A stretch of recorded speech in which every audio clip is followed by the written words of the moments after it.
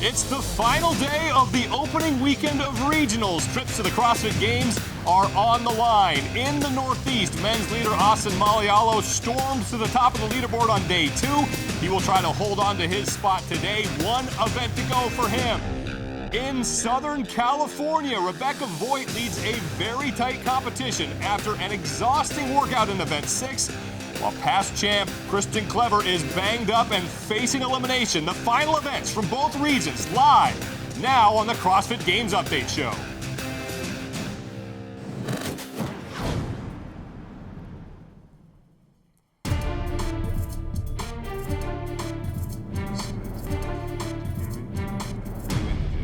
Hello everybody, welcome to a live edition of the CrossFit Games Update Show. I'm Sean Woodland with Pat Sherwood and Nicole Christensen. We're down to the final day and our final event of our initial regionals weekend. Some things have been solidified, but guys, there's still a lot up in the air as we go into event 7.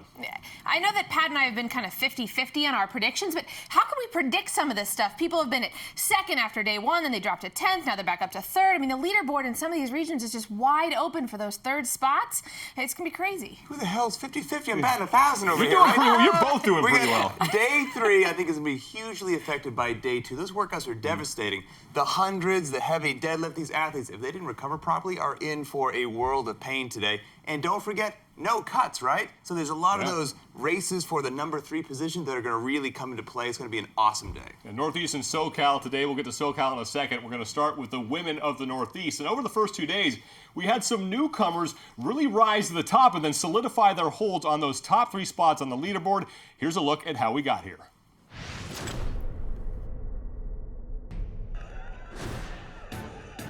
Friday in the Northeast started with a world record in Jackie for Kalina Ladaris. She clocked a time of 6 minutes, 4 seconds. Danielle Horan would win event 2 with 3 good lifts at 200 pounds. Amanda Goodman grabbed her first win of the competition in event 3.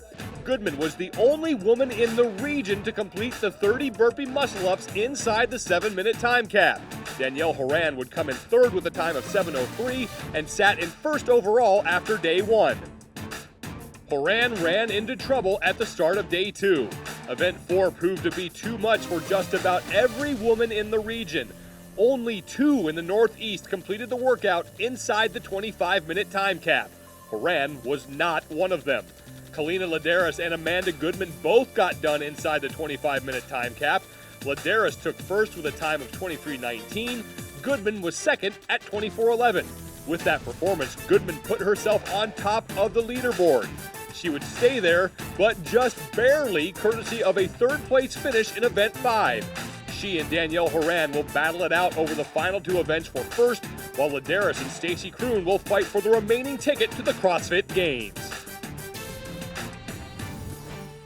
So we have 3 women who could be making their first appearance in the CrossFit Games. We've seen this in some other regionals where you get a new face who shows up on top of the leaderboard and the wheels just kind of fall off in an event. That hasn't been the case with these 3. What's impressed you the most about the women who are now on top of the leaderboard in the Northeast? Well, in CrossFit and the way that we test fitness, in general, consistency is going to be rewarded. And the ladies in the top 3 up there in New England, Horan, Goodman, Ladarius, thus far, the top 2 have nothing outside of top 5 finishes. Incredible consistency. And the only thing that Ladarius has shown me that she's got maybe a small kind of chink in the armor is when we had the muscle-ups thrown in there. That wasn't her best thing. Yeah, we'll see how she does on the rope, but consistency is key in New England. Yeah, Amanda Goodman really stands out to me, and she had great numbers going into this weekend, but across the board between her balance, her background in gymnastics, and then her performance in the deadlift box jump and the overhead squat, she's got it all. We're pairing a gymnastics and a squat clean at the end. She's really come together this weekend. And also, they're not in a region where they're just giving away the top 3 spots, right? They have to deal with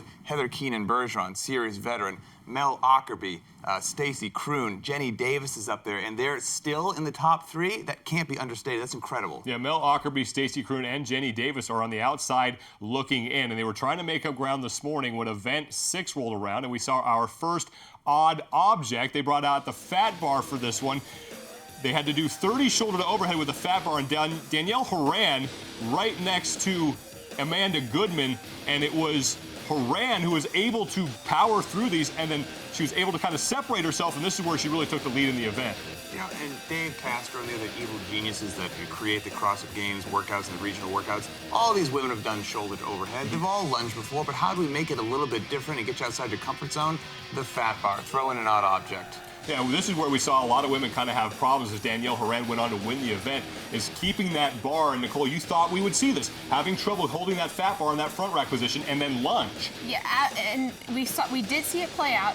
What was interesting is that we heard a lot of commentators say, "Oh, well, we'll just have them lunge. You know, it's just all mental. They should just lunge the whole 90 feet." We didn't see that with a lot of athletes. So whether they kept that good front rack position or they went to the genie in the bottle, it was affecting everybody, even if they did well in this event. Yeah, Kalina Ladaris and Goodman didn't have many problems with that.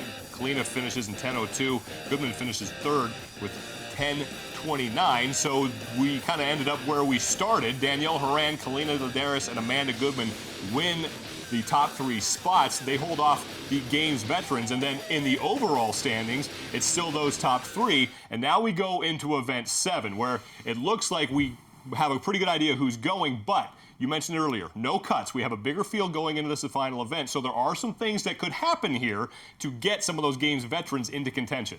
There could be, but the Northeast is one of those regions, like so many other places across the world, that I don't think I'm going to be shocked about the number 1 and the number 2. We might see some play there in the 3, but I expect our top 3 ladies right now in the Northeast to cruise through event 7, and I will see them in California competing at the Games. And the 2 people that I'm rooting for in my heart, you know, Kroon and Ackerby, I don't think this plays well to them. They struggled on event 5 with the heavy deadlift, and that squat clean's heavy.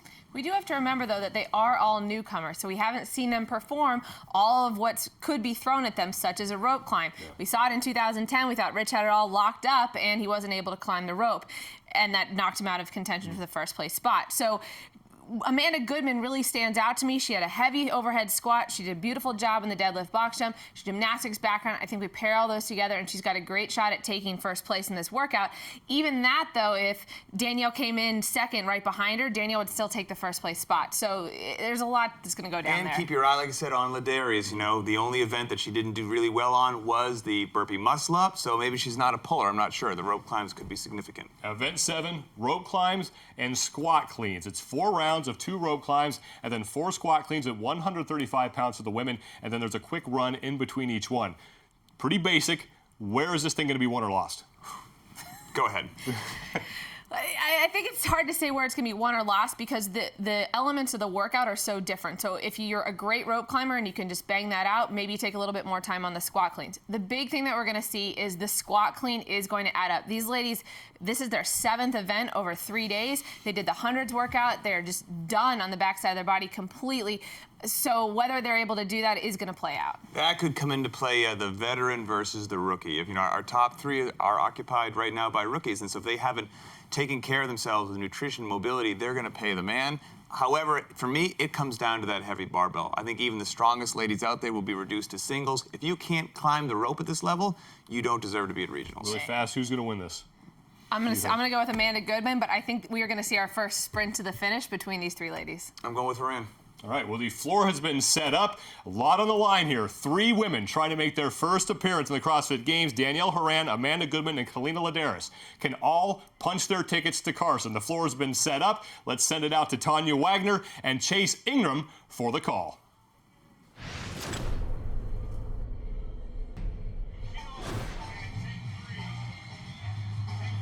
Thanks, guys. This is the moment we've all been waiting for. We are live for the final heat in Event 7, starting with the women. And it's time to see who's punching their ticket to the 2013 CrossFit Games.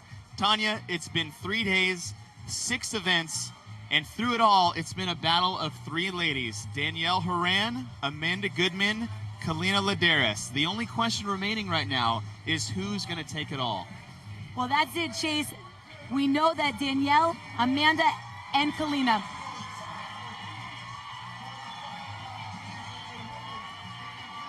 And here are your final 12 athletes. They're making their way onto the field. It's a close race between our top 3 ladies, only being separated by 15, 17, and 22 points. And this workout will determine who will be ranked first in the region.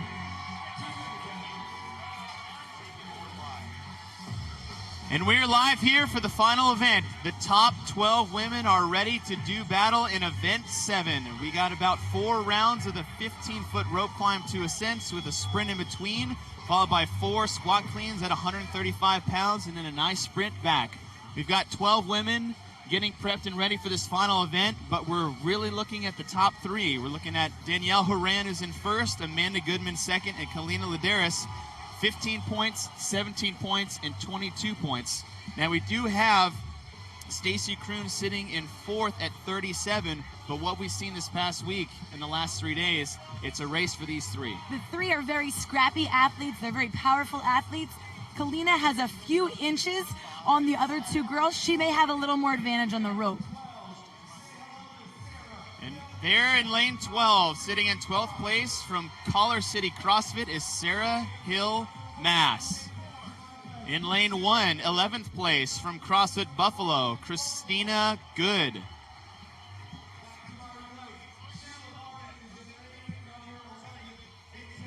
In lane 11, we have 10th place currently sitting from CrossFit Duet, Sheila Barden.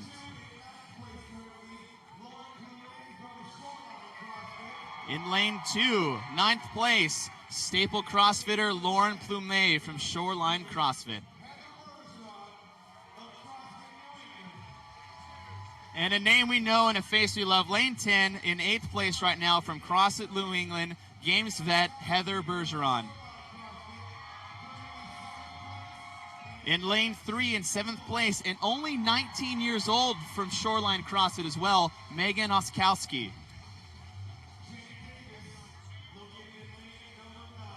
Games veteran from 2012 and 2011, currently sitting in 6th place from Stone Coast CrossFit, Jenny Davis. In lane 4 in 5th place, Nell the Ocker Beast Ockerby for Reebok CrossFit 1. She's currently sitting in 5th place. In 4th place in lane 8, now the battle's in the middle of these lanes, from CrossFit Lando, a Games vet from 2011 and 2009, Stacy Kroon.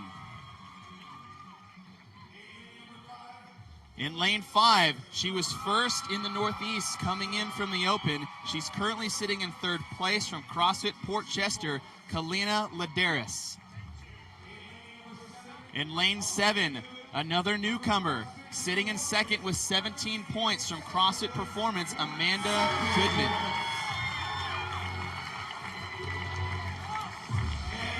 And your overall leader, sitting in 1st place with 15 points, in the middle lane from Champlain Valley CrossFit, Danielle Horan.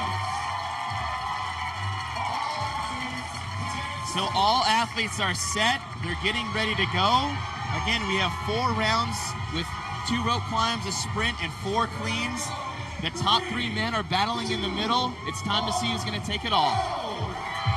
And the women are off. They're going to start with 2 rope cleans, 15 feet high. They must control all the way down in between each one.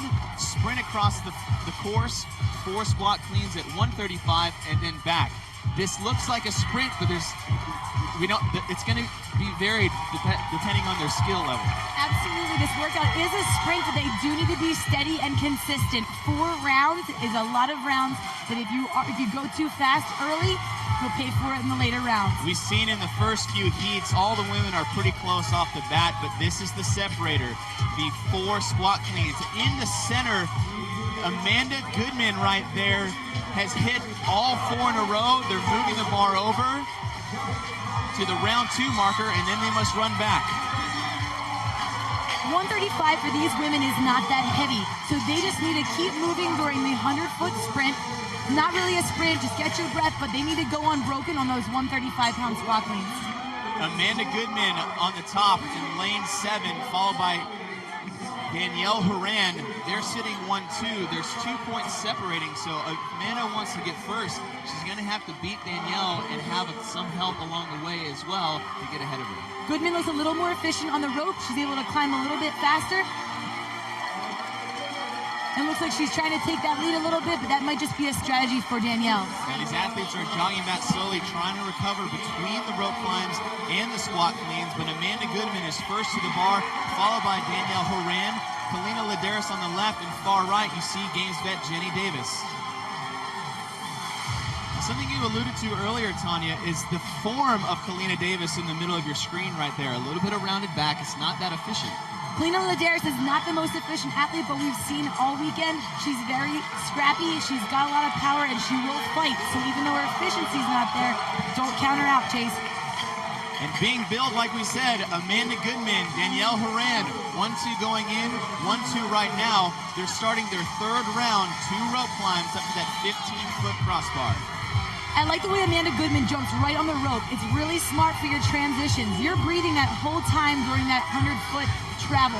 And it's really important to get right on the rope and get right on the bar. That's what you have to do. You can't get to the rope and stand there. Those precious seconds could cost Danielle a first place here. I think what's impressive with Amanda is she's significantly shorter than Danielle, so Danielle has the edge on the rope climbs, but they're fairly evenly matched on the cleans because they were only about 5 pounds off during that overhead squat workout we saw earlier this weekend. Amanda's only 5 feet, Danielle is 5'6". Kalina Ladares now making her way across the court. She's sitting in third, but we still have these 2 women right here, Amanda Goodman and Danielle Horan. Now this is the first time we're starting to see Amanda drop the rep. She might have gone a little quick out of the gates. I think it's still smart for her. She had to feel... Oh, we have a mental mistake. Amanda Goodman has to move the bar to the next slot before she runs.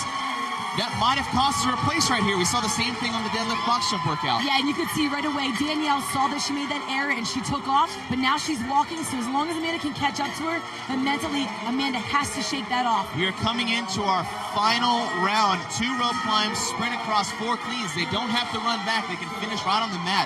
These women are chasing Sam Briggs, who set a world record earlier today at 4:36. It is now 3:46, so they have 1 minute to get that time. But these 2 are also battling for that final first place spot in this Northeast Regional. And Amanda Goodman, we saw she waited a little longer. This is her last round. This is her last rope climb. She needs to get right up. And Amanda Good and Danielle Horan are coming off the rope simultaneously. Amanda in the black, Danielle in the blue. It's going to come down to these 4 squat cleans. It's been like this all 3 days. Fitting that it'll finish right here. We're going to see who can finish these squat cleans the fastest. Great job, Amanda. Way to get right on the bar. And even though she's breaking, as long as she can pick her bar right back up. Amanda's at 3 reps. Danielle's at 3 reps. She's in the front in the blue. Amanda on her final rep in the back. Danielle on her final rep. It's Amanda Goodman. She takes first place in the heat at an unofficial time of 4:34. 2 seconds faster than Samantha Briggs. Unofficially, but that's what we're seeing so far. Very, very smart there at the end to choose to break them up. You see that she was able to go faster than Danielle did, and Danielle held on to the bar.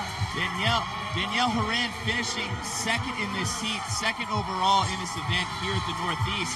Kalina Ladares will finish in third, solidifying her spot for that third place, but it's going to shake out. We're not sure what the number's going to look like between Amanda and Danielle. Still 2 great performances, but very smart. Even though even though Amanda had that little mental error, she was able to make up for it there at the end. These women putting up some great times, and it's not over yet. We still have a few women left to go. In your screen center with the blue top was Stacy Kroon, Games veteran from 09 and 2011. And on the far left in the black tank top is Sheila Barden. She's had a great outing as well. Yeah, Sheila's only 5 foot, 131 pounds. This bar is heavier than her at 135. But she has shown strength all the way through this weekend. 4 women finishing up their final 4 squat cleans, making her way to the mat. Megan Oskowski, what more can we say? The girl's 19 years old from Shoreline CrossFit. What an amazing performance this weekend. We're definitely going to see more things from her in the coming years. Stacy Kroon, that was her final rep. She's finishing up. She came in with some good confidence. She had a good first day. Second day gave her a little bit of trouble. But there in the middle of your screen, Amanda Goodman. She is your heat winner and an unofficial world record holder for this event of 4:34. She was solid all the way through the event. She was able to pace herself. She was able to maintain her composure even as she had that mental error and had to move her bar that costing her seconds. That would have given her a few more seconds even on that world record. Danielle Horan in the middle of your screen. She got second in this event. I think it might shake out. She might have still held on to that first place finish. They were 2 points separating, so that might have been the equalizer right there. It may have been, however, they will both now take, they each have a first place, have 2 first place finishes, so we're going to have to see how all that shakes out. You'll see how it shakes out with tiebreakers. Obviously, they go through the ranks, seeing with their first, second, or third. We have one final woman still left to go. It's Christina Good. And she finishes up still under the cap. Great time, great final heat. Sarah Hill Mass from Collar City CrossFit. She has one final rep to do. All the athletes have surrounded her, cheering her on to the end. She gets a rep, she finishes it, and that'll finish it for the final heat and final event for the day. Very impressed with this heat, with the women, for what their bodies have been through this weekend. I am very impressed with these times that they posted, that they put up. And this is only week 1 of this workout. All the regions to come, we always see world records being broken each week, so I'm going to be amazed to see what we see in week 4. Center screen in the black shirt, that's Amanda Goodman. She took this heat, she crushed this heat. Time of 4:34, unofficial world record. We'll see how the points shake out in the leaderboard with her and Danielle Horan. But looking back on this, we know it's going to be Danielle, Amanda, and Kalina. So we're going to kick it down to Stacy. She's going to be with our winner and world record holder, Amanda Goodman. So hit the knee, she stood up, he was saying no rep, so she went to the front squat. Yeah. And he still saying no rep. I was like, just give it to her. And then I told her to stay the fuck on her knees. We didn't know she did another front squat like that time. Right, she should have gone back to the ground. But he made the right call, but I understand what he did. Winner of this heat and world record holder, Amanda Goodman. And we are hanging out right here, Amanda Goodman. You won this heat, but round 3, you made a mistake. You didn't bring the bar over. You had to come back. Mentally, how did you get yourself back in the game to win? I just knew I had to try a little extra harder because I made a screw up on the last thing. Well, congratulations. You know you're going to the games. How do you feel right now? Ridiculously overwhelmed. I can't even put into words how excited I am right now. Well, congratulations. Thank you. Back to you guys. Thanks, Stacy. Congratulations, Amanda. Congratulations to the top 3 women going to the games. Congratulations to all the women who competed this weekend. It was an amazing performance. We're going to kick it back to the studio, but we will be back for the final heat of the men, seeing who's going to punch their ticket to the games. Amanda Goodman, if it holds up, 4:34 unofficial world record. What stood out to you in that final heat? Really the event, or the the 4th round of that workout, just is where it all played out. You saw that Amanda Goodman, she dropped the bar every single time, but she got her hands back on so quickly that her cycle time was fast enough, so fast that she was able to pull away from Horan and take that workout. I mean, that was a whole workout right there. Rope climbs and transitions. Saw those ladies, especially Goodman, run to the rope, not even stop, mid-stride, jump up into her first pull, and they're used to their legs, huge high knees. They were driving up. They were super efficient, fast the whole time. Very impressive. When we come back, we are going to go back out to the Northeast, wrap up the women's competition. Stay with us. The live edition of the CrossFit Games Update Show continues.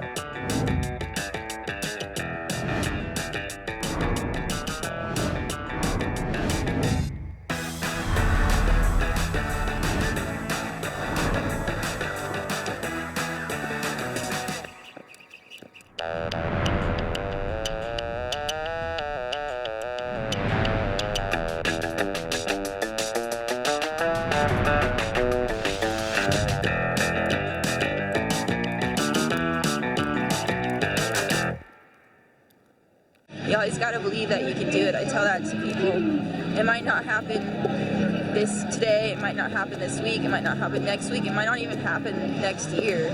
But if you believe that it'll happen and you can do it, it will happen. It will. I know it will. I might not be the fastest, I might not be the most gymnasty out there, but I'll tell you what, I'm never going to stop.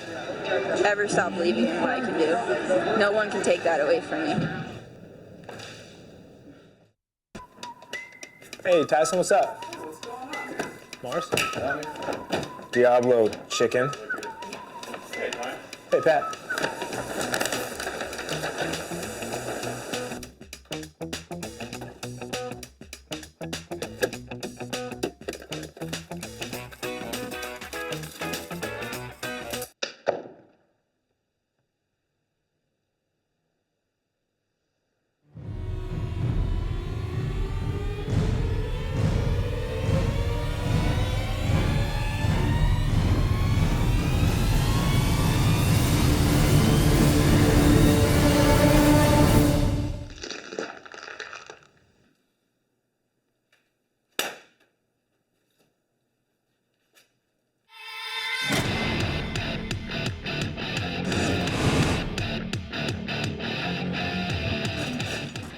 Wardrobe for the CrossFit Games update show has been provided in part by Mizzen & Main. Tradition evolved.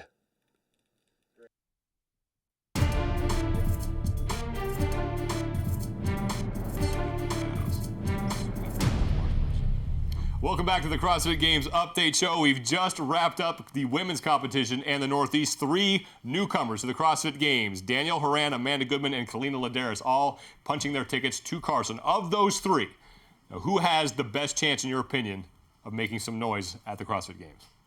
I mean, I think you have to look at the numbers. I mean, if you won the region based upon our test of fitness, well, you're the fittest of those 3 girls. So you have to say Danielle Horan.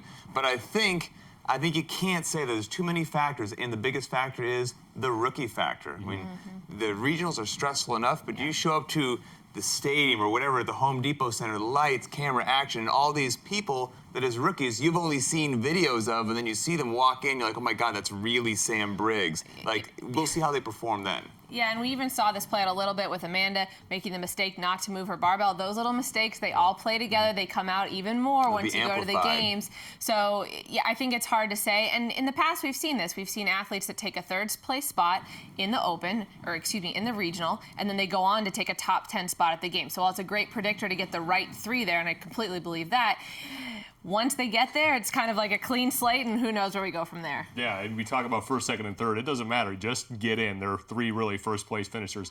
Let's send it back out to Canton, Massachusetts, and hear from the 3 women who will be making their way to California. We are live here with the 3 women that top the leaderboard here in the Northeast Regional. Danielle Horan, what an impressive performance. Nobody knew your name before today. Now everybody is. How do you feel right now? Glad that it's over. Now, what about your training for the next couple weeks to get you prepared for the games? What's on your mind right now for that? Recovery for the next few days. Definitely taking off about 4 or 5 days. Eating lots of food. Good for you. Congratulations. Thank you. And Amanda, another impressive performance. Congratulations. We just spoke with you. Are you feeling a little better now that you got to catch your breath? Oh, definitely. Now I know where I am.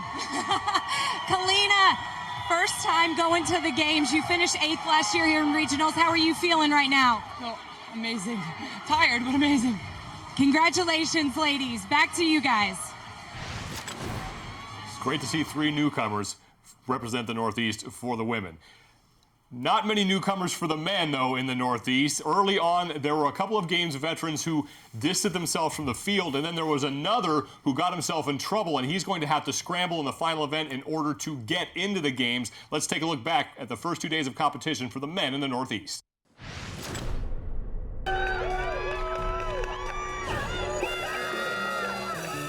2 familiar names in the Northeast Regional found themselves on top of the leaderboard at the end of day 1.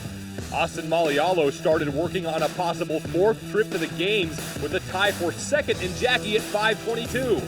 2-time games competitor Daniel Tominski was 2 seconds back in 4th. but he would save his best performance for last. Tominski tore through the burpee muscle-ups in 4:49 to take first place in event 3. That performance put him on top of the leaderboard at the end of day 1. Austin Malialo was just 2 points back in second place, with Eric McGee rounding out the top 3.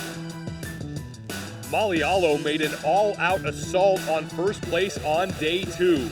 Only 4 men in the region managed to finish event 4. Malialo was one of them. He got through the 100s with more than 2 minutes to spare. His time of 22:55 gave him his first top finish of the weekend. More importantly, it put him in a tie with Daniel Tominski for the top spot on the leaderboard. Malialo had plenty left in the tank when the deadlifts and box jumps of event 5 rolled around. He turned in another first place finish with a time of 3:19. And there he is in front of the home crowd. I knew what I had to do, and I knew it was going to hurt, but you just move, you know. It's like you study, and now this is the test, so you don't worry about anything when you're on the test other than the task at hand. Heading into the final 2 events, Malialo and Daniel Tominski have solid holds on the top 2 spots. 4-time Games veteran Spencer Hendel finds himself needing yet another comeback to make it to Carson. He sits 12 points out of a qualifying spot.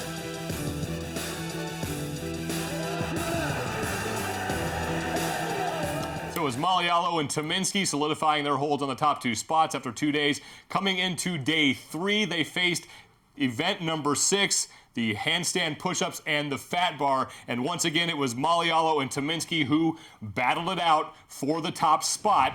And they tried to once again put even more distance between themselves and some guys who are trying to get in to the top 3 and make their way out to Carson, California and the CrossFit Games. Daniel Tominski finished the handstand push-ups first and then went on to the toes to bar, and he really looked like he had a solid plan when he came into this event. This was the Tominski show almost from start to finish. Malialo got to the handstand push-ups first, but that was the last time that he would lead anything. It was just Tominski all the way. He made a mockery of all the previous times we saw up there in New England. Tominski was on the fat bar first. He got to the walking lunge first, put the bar down maybe once or twice, made really good time, winds up winning the event. Tominski turns in a time of 9 minutes and 29 seconds. Matthew Frazier, who did really well in event 2, powered through the shoulder to overhead and got that thing on the front rack and was able to do pretty well with it.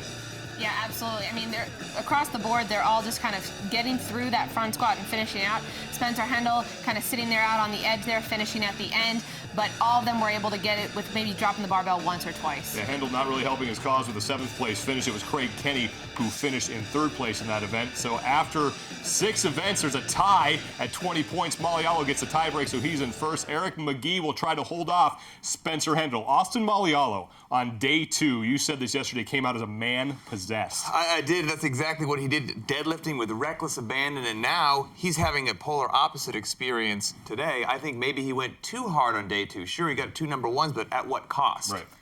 This is going to be a great finish between these guys. I mean, I think we're going to see the beast come out of the cage again. So it's Malialo and Tominski. They're your top 2, and then Eric McGee will try to hold off Spencer Hendel. This is familiar territory for Hendel. He'll need to come back to make it to Carson. Let's go back out to Chase Ingram and Tanya Wagner.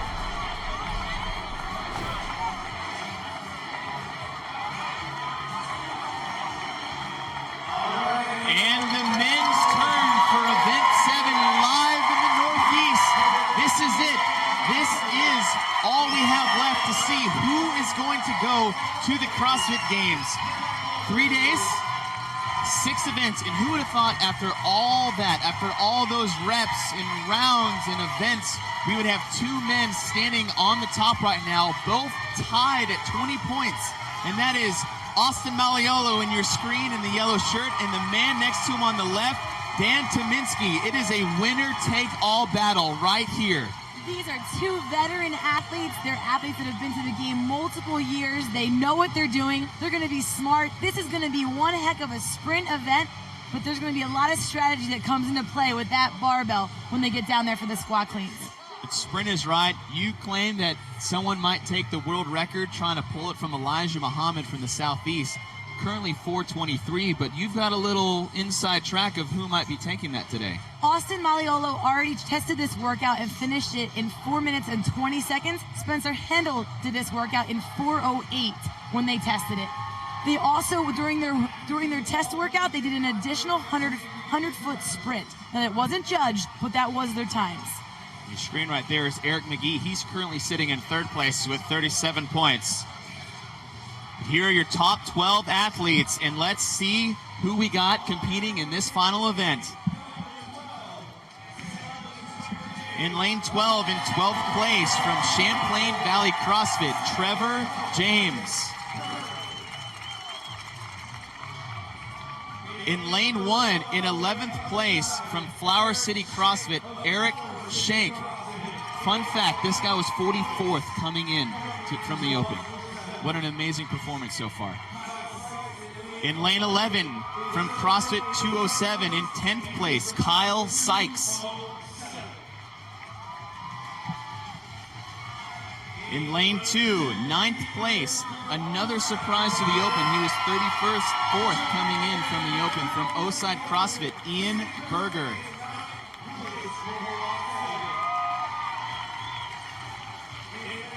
In lane 10, in 8th place, from Yankee CrossFit, Brendan Marolda.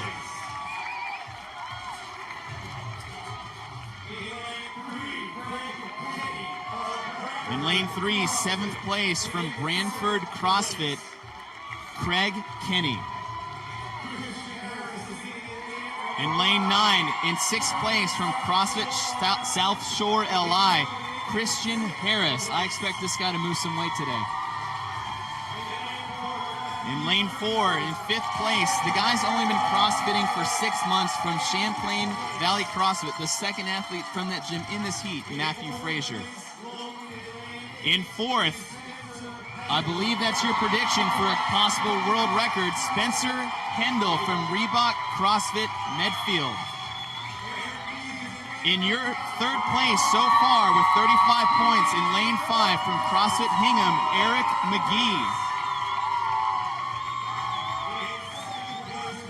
Lane 7, we've got your 2nd place male, but still with 20 points, tied with your 1st, a Gaines veteran from 2012 and 11 from CrossFit Lindy, Dan Tominski.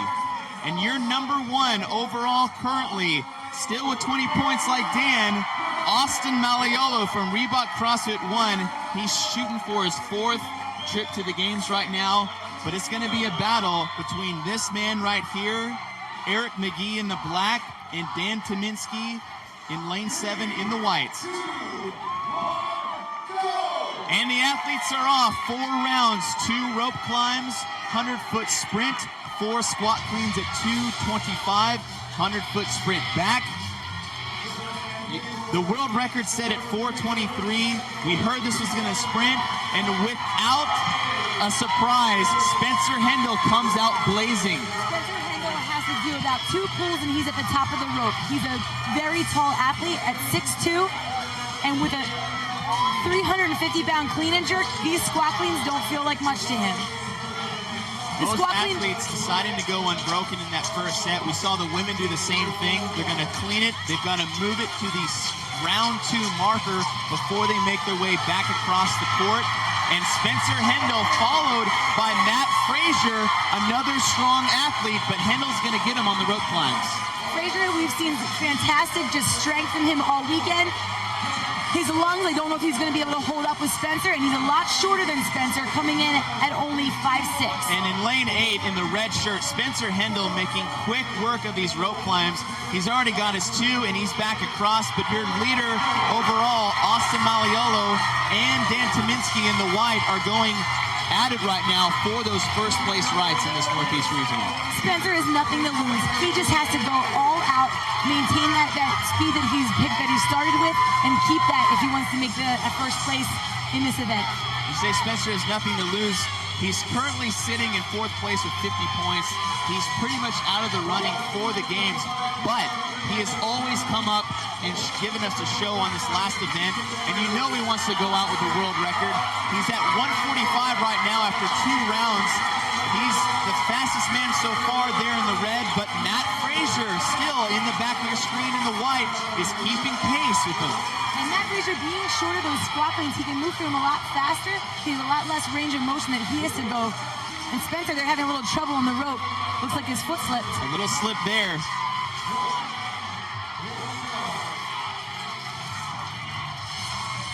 Spencer Hendel in lanes 8 in the red, comes off the rope climbs yet again in first place, followed closely by Matt Frazier in the white. This is finishing up the third round. He has 4 squat cleans at 225. He's going to have to make his way back. He's got about 2 minutes to get that world record. We're going to see how he does right here. Very smart for Spencer to do that. Spencer do that little trot to the bar, and then he picks the bar up right away. We saw Amanda Goodman do that earlier. You need to get right to the bar and pick it up. There's no time to breathe. Matt Frazier in the front of your screen in the white is going unbroken with these cleans, matching up with Spencer Hendel. Hendel finishes his 4. Matt Frazier finishes his 4. He's getting closer and closer every round. I think it's going to be a close call here towards the end. Matt Frazier is breathing hard, though. You could see on those cleans, that last clean looked like a little struggle to get out of the bottom. Spencer still looks pretty cool, in my opinion. Spencer in the red, he's got 2 final rope climbs before he makes his way to his final cleans. We're coming up past that 3:15, 3:20 mark, so he has time if he wants to break that world record by Elijah Muhammad, set at 4:23 earlier today. Spencer finishes his second rope climb, and he's down the line for his final 4 cleans. Matt Frazier is nowhere in sight, so it looks like he's going to try to take this record on his own.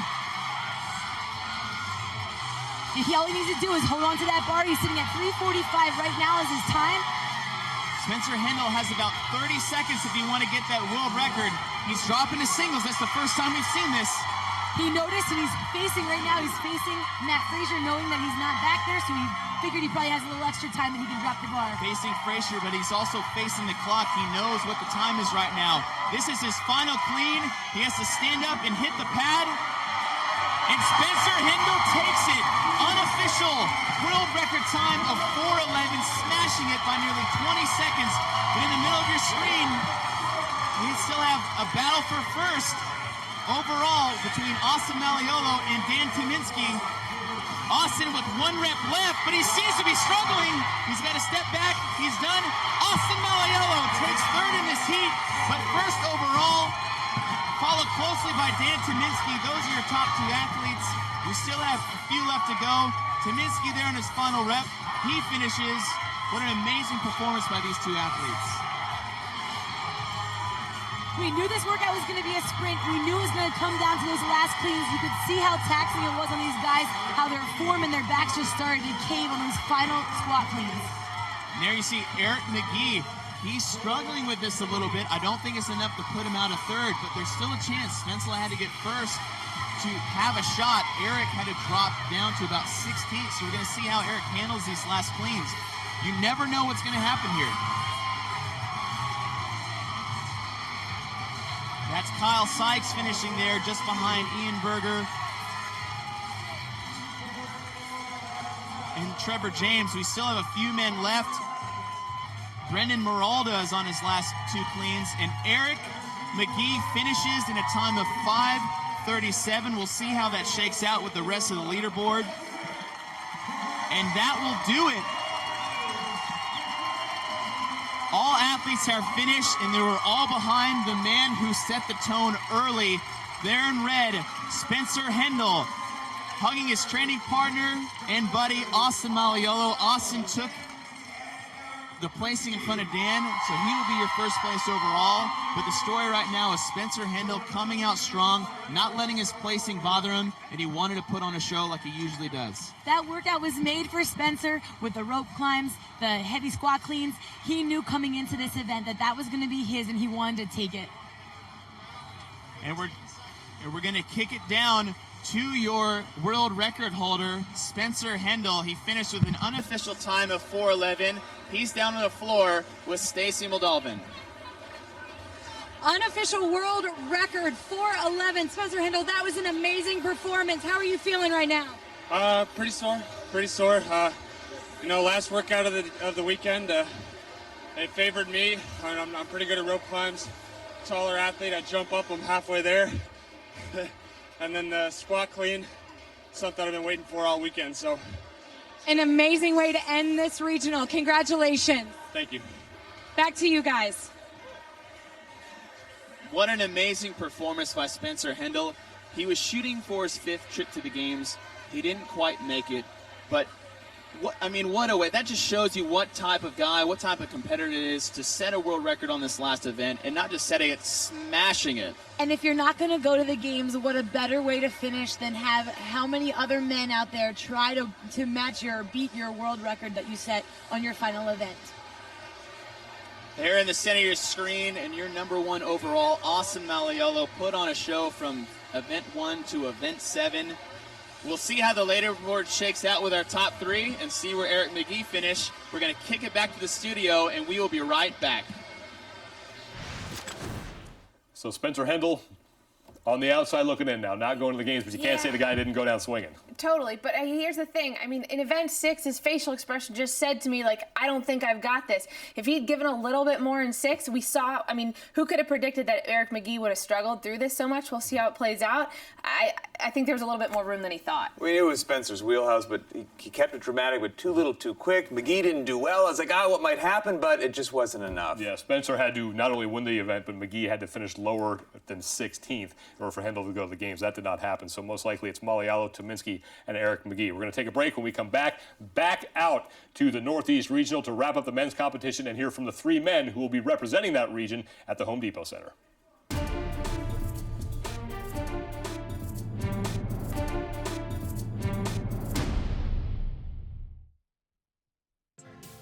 Hey, great job on those 400s today, of course.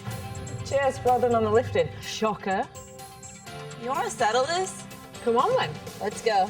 Come on, Venezuela, let's put you back into it. I am! Speak American! It's English, you daft bastard. I will snatch you, so God help me. Gotta catch me first, biatch.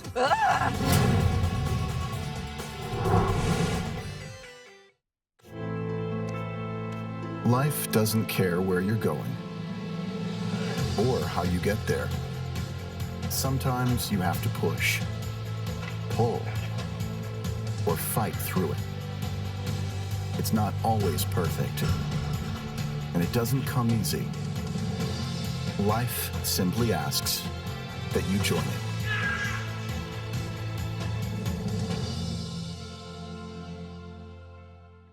Are you coming back next year? As of now, no. This is going to be the last year. Chris Spieler saluting the crowd at the Home Depot Center for possibly the last time as a competitor at the CrossFit Games. Ever since he decided to retire, he's been extremely helpful. Dave, I'm going to grab the mail real quick. Oh, perfect. Thank you.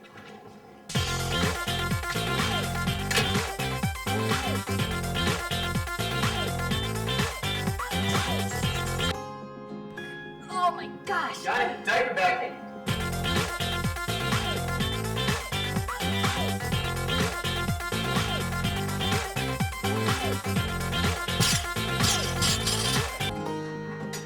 I got it. Real. On it.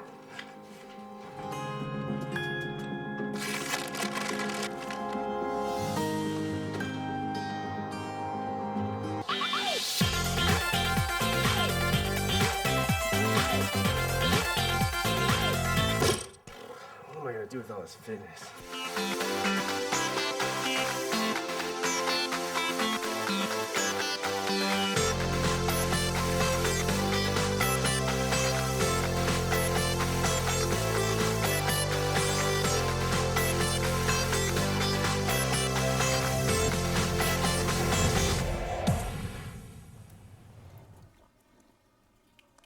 World record performance that we just saw in the Northeast from Spencer Hendel. It's Austin Malleolo and Daniel Tominski, though. They are going to the games. What do you like about those 2 athletes? What I like about Malleolo is that he was very smart this past year. He actually got himself a coach, E.C. Sinkowski, one of the smartest ladies that I know, and worked on his weaknesses, and now we see him going to the games with the #1 spot. Yeah, and Tominski, he's very balanced across everything we saw this weekend. Yeah, the squat claims gave him a little bit of a difficulty, but it was the 7th workout. Across the board, he's evolved since last year. And it's not official, but I hope he goes. I hope he goes. There's some math that's being done. Let's go back out now to Canton, Massachusetts to wrap up a very exciting men's competition.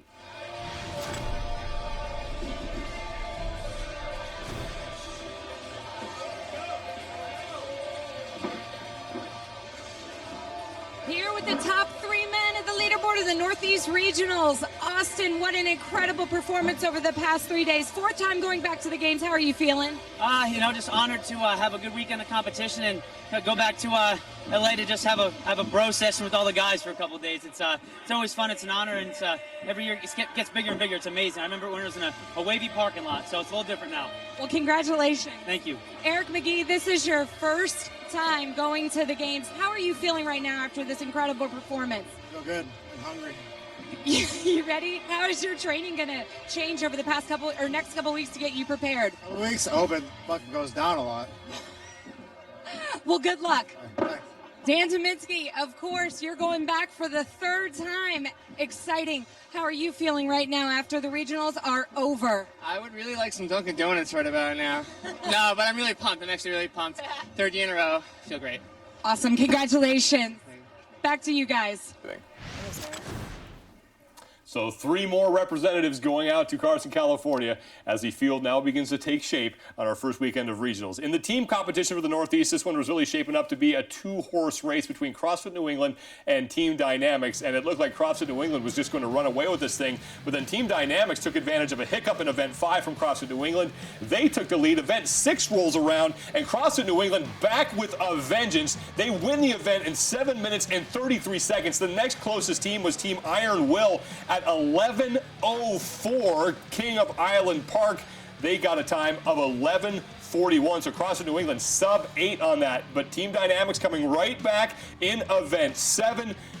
So we have quite a battle developing here between CrossFit New England and Team Dynamics that not only we saw in the Northeast Regional, but now this thing is going to spill over into the games.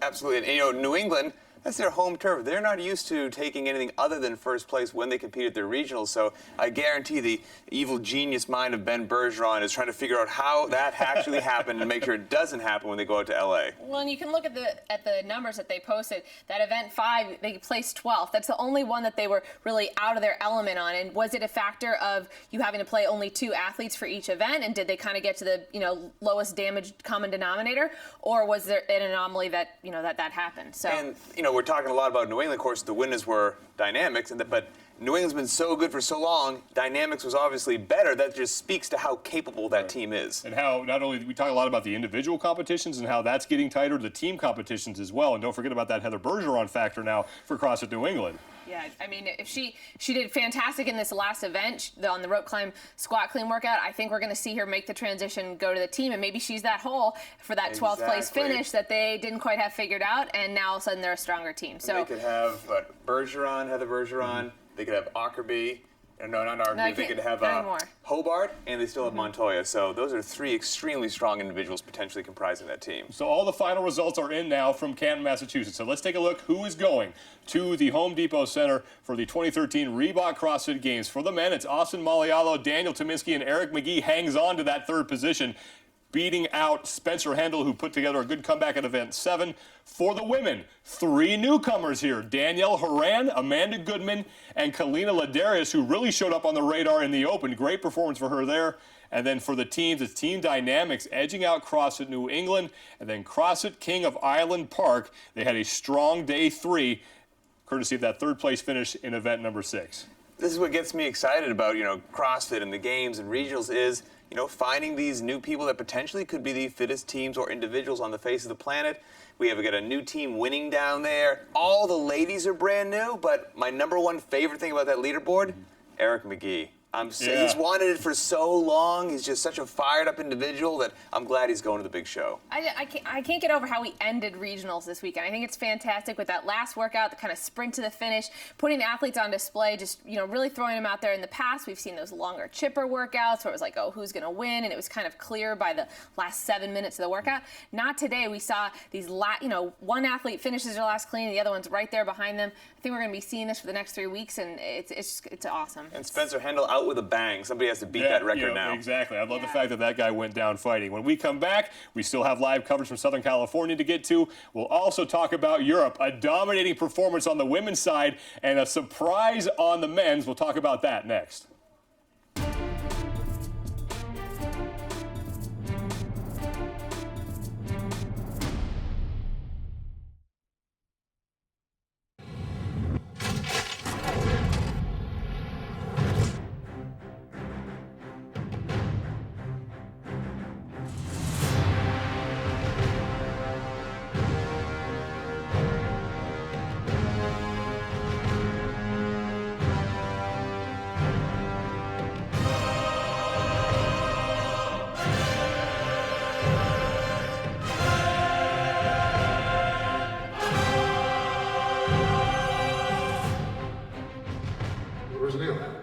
go. Come on, man. Neil. I haven't seen him in a couple minutes. Neil. Come on, man. Where you at? Neil, we gotta go.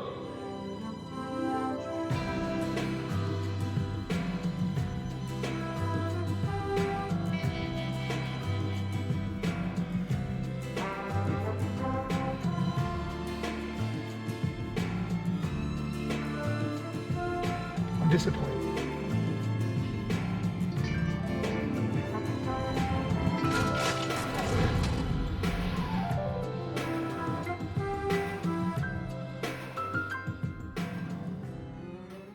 The same way that CrossFitters have taken fitness to a new level, we do the same thing with the equipment. Since being involved, owning affiliates, Rogue Fitness gear has made a gym owner's life that much better. With CrossFit, they know what they want. And because we keep the work local in our shop, I can make changes based on their demands right away. Do you have Rogue equipment? People look for that when they look at a gym. If it says Rogue on it, that's the mark of quality equipment. I'm stronger than I was. My legs are a lot stronger. That's the thing that's blowing my mind, is that I had a catastrophic knee injury. My goal is to win. I want to win everything.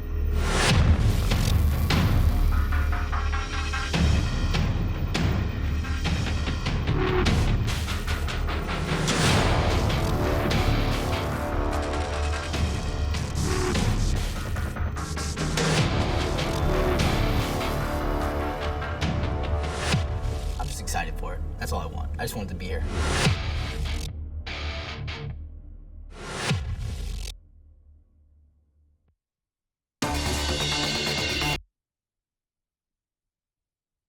Have the final heat for the men and women from Southern California. Before we get to that, let's head over the Atlantic Ocean to Europe, where there were two very clear favorites for both the men and the women. For the women, we had Sam Briggs, and then for the men, we had Miko Salo, and we'll start with Sam Briggs. She had a near disaster on event 2, but then smooth sailing once you got past that. You know, I don't think that it's a near disaster. I think that's a... loved it. I know, you loved it. An aggressive attitude. She took a big risk, and now it's paying off by far. So event 6 and 7 today, it was Katrine Tanya Davidsdottir. She would wind up in 3rd place overall. And Briggs was also trying to battle Carolyn Franklin, and it was Davidsdottir who had a solid performance in event 6. She set herself up very nicely for a trip out to California. Yeah, she really pulled herself. She was in 5th going into this, going into day 2. She really pulled herself back up with that 6th workout. And really, even though Nicola took 3rd in that workout, it didn't really help her out in the end. So. And competing over there against Sam Briggs, and what a different landscape with not having Annie Thorsdottir there this year. Kind of gave the other ladies, perhaps a little bit less pressure showing up. I mean, that's an intimidating woman to have to face, so we'll see how they do out at Carson. Yeah, we saw Sam Briggs struggle a little bit with that fat bar, but in event 6, that was done. Briggs would finish 3rd with a time of 9:43. We moved to event 7, and that's where Sam Briggs, why not? I'll go ahead and set another world record. 4:36 for her at the time. That did wind up getting beaten, but still, there are no weaknesses here for Sam Briggs. I know we talked a lot about a couple years ago. She is raw talent, but now you've mixed, technique with raw talent, and that's a very scary combination. Yeah, although what was interesting though is in that interview that she did afterwards, she did comment on the fact that her knee was sore when she was talking to Annie. And is that going to play out for her? She did do 100 pistols. Are we going to see that again? Probably not. But she might still have a couple things. She blew away her region. Mm-hmm. She blew away. Everyone else there, and honestly, great competition, but they're not even close to her. But she didn't blow her region away today. This happened 1 or 2 years ago with how she's been training, how she's been preparing, how she's been eating, addressing her weaknesses, finding coaches like Carl Stedman, and now we see the culmination of all that, go down over there in Copenhagen. Well, on the men's side, Miko Salo is back, and he was supposed to have a very Sam Briggs-like performance in his region, but someone forgot to tell Lacey Kovacs, because that guy pushed the former champ to the limit, and in fact, Kovacs wins the men's regional. I don't even know what to say almost about this. I'm disturbed. My world is upside down. I expect this to be the Miko show from start to finish. I mean, just let that sink in. Lacey Kovacs is fitter than Miko Salo, the 2009 champ. I mean, just that statement right there, that means he is an instant contender to beat Rich Froning. Yeah, Frederick Agidius did himself a big favor in event 6. He won that to get himself into contention. But yeah, Lacey Kovacs, if you watched Event 7 streaming on the website, you saw a guy who just, I mean, there's not a lot of pretty there, but there's a lot of effective. Yeah, I mean, he climbs the rope beautifully. He does all these different things. He had his game plan. I mean, look at this. What a maniac. Yeah, I mean, you talk about how much work athletes do for their footwork, their technique, and that it's all about standing up on the rope. And then he says, I don't really need my legs. I'm just gonna use my arms. Kind of just walks over there to the finishing pad. The big thing though with Miko is, you know, we sit there and we say like, oh, you know, he got second, but I mean, the guy's coming back from a lot. Not only 2 years off, but he had a disappointing finish in 2011. He got kicked in the head. He burst an eardrum. I mean, the guy's battling back. Reached out to the community a little bit with a couple fist pumps, and I think he's going to do just fine. So it's Kovacs, Salo, and Agidius who are going to be making their way out to California for the 2013 Reebok CrossFit Games. We had a wide open competition. Finally, nothing was decided for the teams in Europe, and this thing went down to the wire. We had a logjam at the top of the leaderboard. Numi Katrinarson went team this year. He competed in the CrossFit Games last year. He and his partner in Event 6 on the shoulder to overhead got out early. And then it was also CrossFit Reykjavik and CrossFit Thor battling it out for the top spot in event number 6. Reykjavik would go on and beat Thor to the finish line. And then in event 7, Team CrossFit Nordic would win that event, and it's CrossFit Thor in second place. So here once again we see a team using former individual competitors in CrossFit Nordic with Numi Katrinarson really using that to kind of propel themselves into the games. We're seeing that happen here in the States with teams like Ute. I mean, it's catching on across the world. It's probably only going to happen more and more. And yesterday, at the close of the day, we identified that team race over there in Europe as one of the races to watch. I mean, just a couple points, you know, separating them. Right. So there was a lot of shifts that could have taken place, and they did not disappoint us. Yeah, and it's interesting, too. I mean, both in the Northeast and in Europe, we saw that the top 3 teams that went into that last workout, they placed 1, 2, and 3 in the final heat. So is that test so far in events 1 through 6 getting the right teams there? I would say yes so far. So it's good to see that, you know, what the test so far is getting the right teams to there. So. Yeah, so the final results for Europe are as such. We know the men, it's Miko Salo, it's Lacey Kovacs, and it's Frederica Agidius. For the women, Sam Briggs, look at that, 13 points. Carolyn Franklin will finish second, and Katrin Tanya Davidsdottir making a return trip to the 2013 Reebok CrossFit Games. And then for the teams, 1 point separating Team Reebok CrossFit Nordic. Thor coming in second with 19 points, and it was CrossFit Reykjavik taking the 3rd spot. So let's talk about the men and the women really fast. I know everyone is really excited to see Miko Salo come back, and he'll be there with Josh Bridges and then Rich Froning as well. But this guy, Lacey Kovacs, is going to be fun to watch. Now I'm excited about Lacey Kovacs. Yeah. You know, he beat Miko Salo. I would have bet my whole, my house on that. And also, you saw 4 men on the leaderboard going over there. So Miko, of course, being a former Games champion. 4 are going to go from Europe. So they're going to represent. Now, how about on the women's side with Sam Briggs? I mean, I don't think you could anticipate. There's going to be so much anticipation built around Sam Briggs and what she's going to do at the games. Obviously, there's a huge question mark with what Annie Thorisdottir is going to do and if she's going to be able to compete. I mean, that is the epic matchup that we have been waiting for. That would be like the male-female, like Rich versus Annie in some way. But now we finally got these 2 top athletes, you know, on a female side that could potentially battle it out. So. And you know that Briggs wants Annie to be healthy and show up to California. She doesn't want to win and not have Andy be there. Right, so everybody keep in mind, if Annie Thorisdottir is healthy and it is deemed that she can compete at a high level, very likely that she will be in Carson for the 2013 Reebok CrossFit Games. When we come back, we'll head to Southern California, where a former champion is in very real danger of missing the games on the women's side. We'll have Event 7 live when we come back.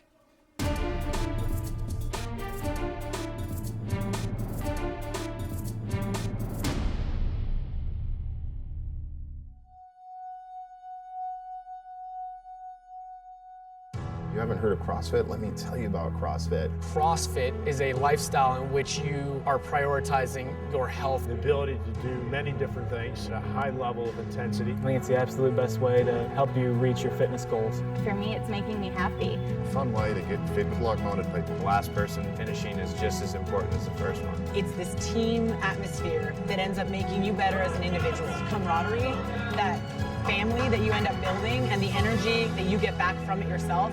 That's CrossFit to me. When you come to a CrossFit gym, everybody knows your name, everybody loves you, and you're a part of something bigger than just getting a workout. CrossFit gave me that something extra that I kind of needed in life. It's my outlet. I love it. It's my passion. It's commitment. CrossFit is a sport now. I like the challenge. I compete with myself. I'm healthier.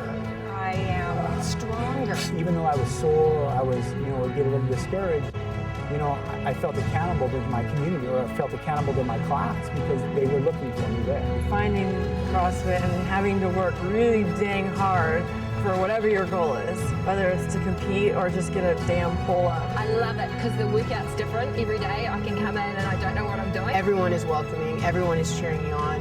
They don't let you quit, even if you want to quit.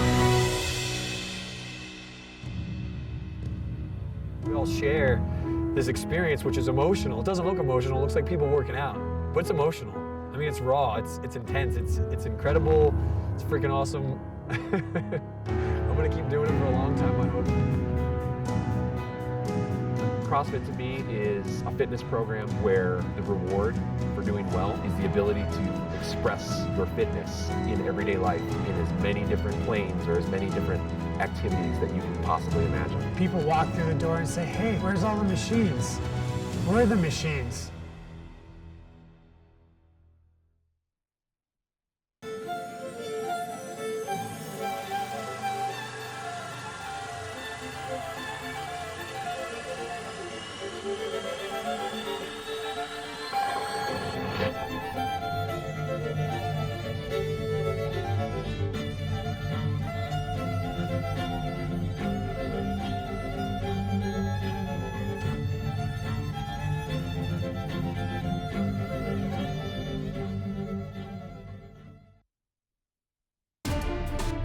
To our live edition of the CrossFit Games Update Show. I'm Sean Woodland with Pat Sherwood and Nicole Christensen, and now we turn our attention to Southern California and the women's regional. And the more things change, the more they stay the same down there. We do have an increased field and much more competition, but it's the same names on top of the leaderboard. Let's take a look back at day 1 and day 2 and how we got here. Same faces in the same places. That was the story of day 1 at the Southern California Regional. 3 former Games competitors and 1 former champion occupied the top 4 spots on the leaderboard after 3 events. Rebecca Voigt opened with a win in Jackie after clocking a time of 6:13. Lindsay Valenzuela got her first win in the competition in event 2. She hit 205 pounds 3 times to keep the pressure on Voigt. 2010 Games champion Kristen Clever had her best finish of day 1 in the burpee muscle-ups. Her time of 6:48 gave her second place behind Danielle Hale. At the end of the day, only 3 points separated first from third. Day 2 was moving day for Valerie Voberl. The teacher, who was grading papers in between events on Friday, took first place in event 4 with a time of 23:27.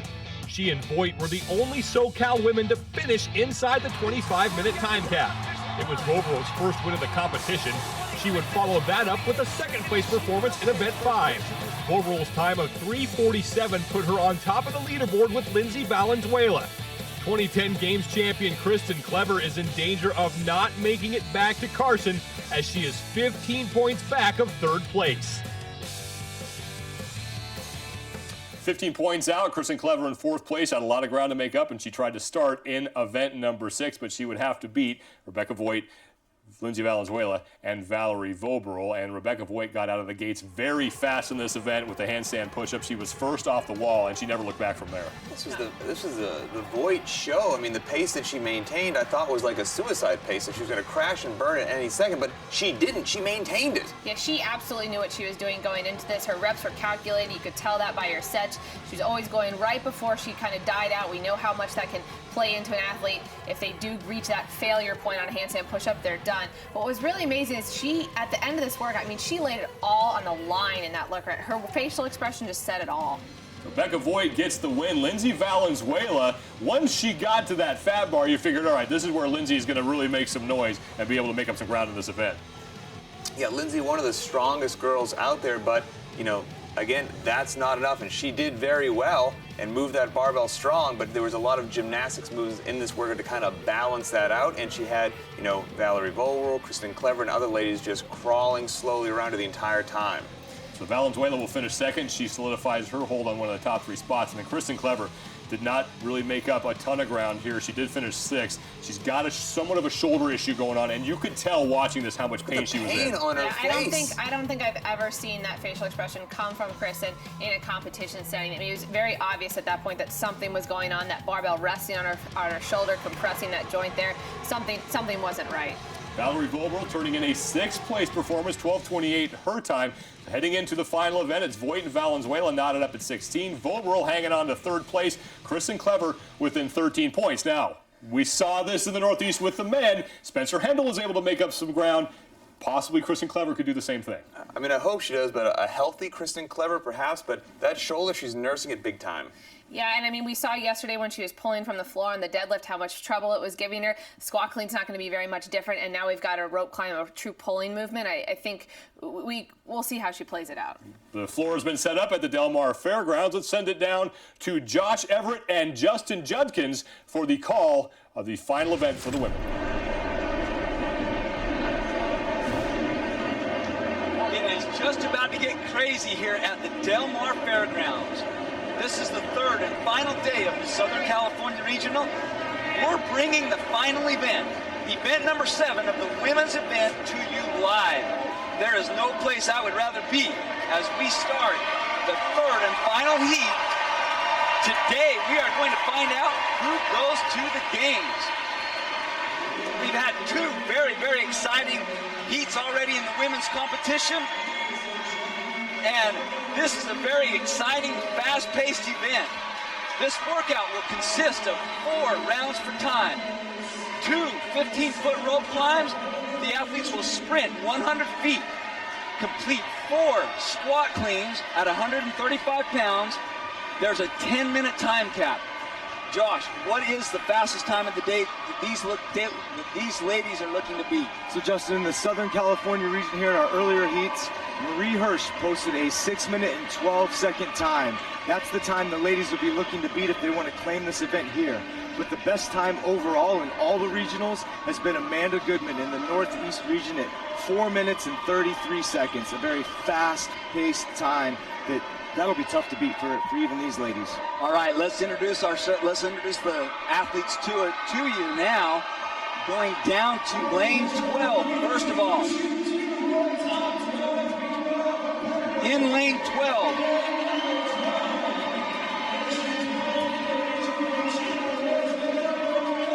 In lane 12 is Vanessa Reyes.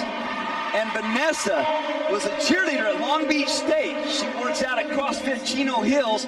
And last year, Josh, on the first day of the competition, she competed. On the second day of the competition, she got married.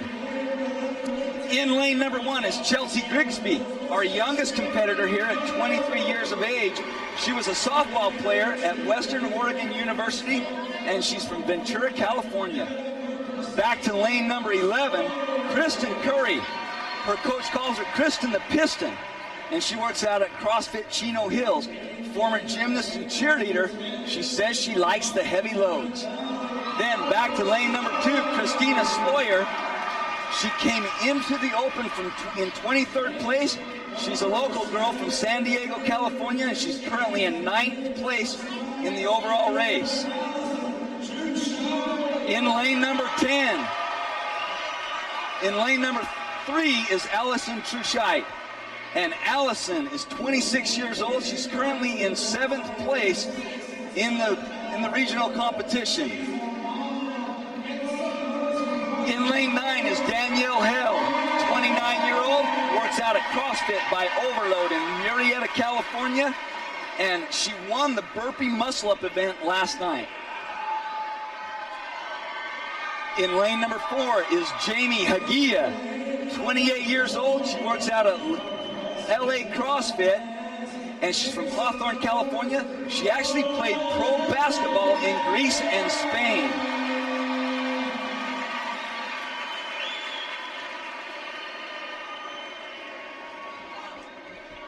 In lane number 8 is Kristen Clever. She came in from the Open in 1st place. She was the CrossFit Games champion in 2010. Currently, she's in 4th place in the overall in the region.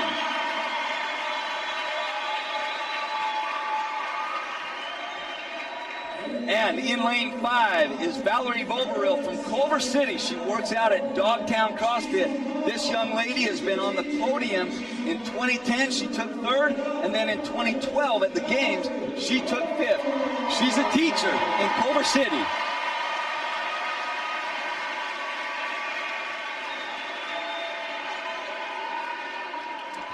And in lane number 7, Lindsay Valenzuela, also from Culver City and also works out at Dogtown CrossFit. This 26-year-old played college volleyball at California Lutheran University. She also won the overhead squat event.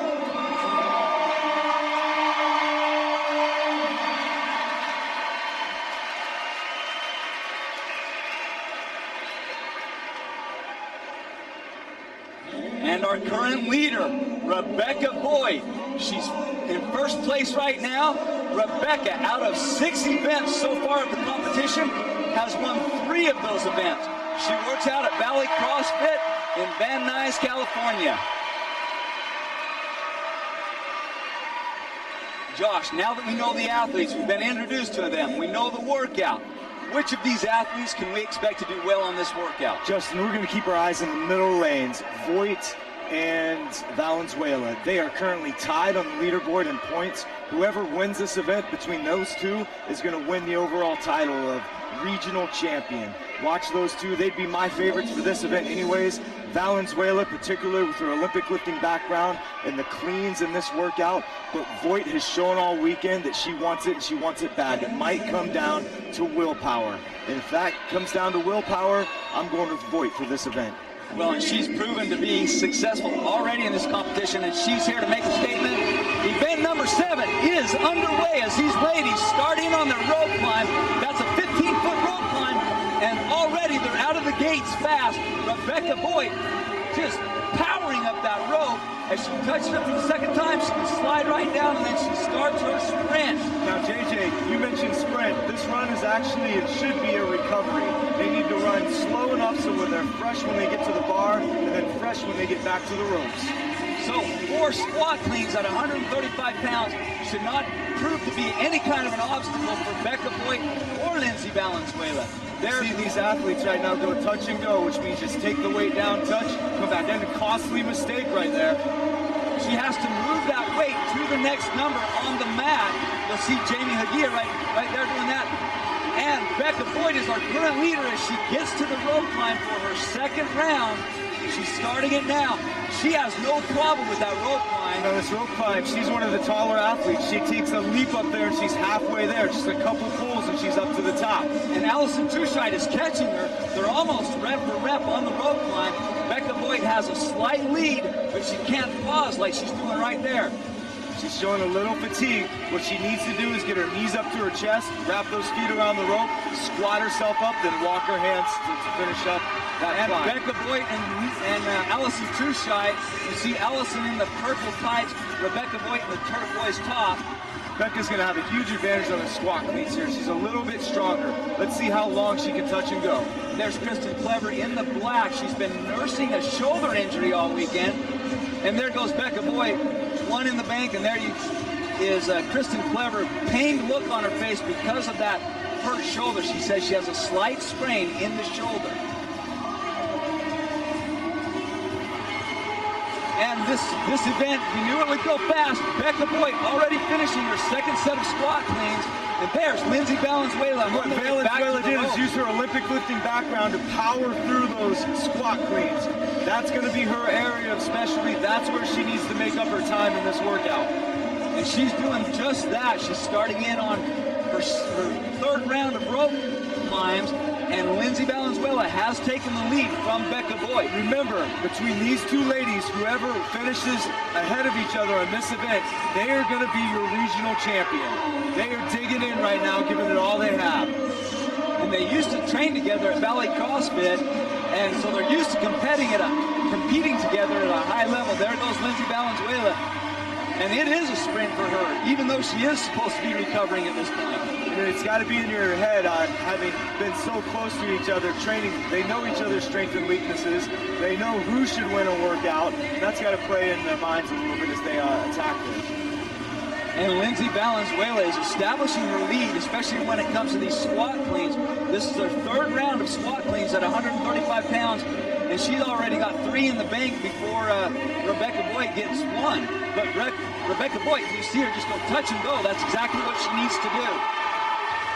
Lindsay Valenzuela establishing the lead, starting in on her 4th and final rope climb, or 4th and final set of rope climbs, I should say. And Becca Boyd trailing Lindsay Valenzuela. Boyd's going to have to pick it up. Valenzuela's got a big lead and not very much room to make up here in this workout. Really, it's coming down to that Olympic lift, that squat clean that Lindsay Valenzuela is winning this workout with. And this workout's all about the cleans. As long as all the competitors can rope climb, it's all about how fast you can do those cleans.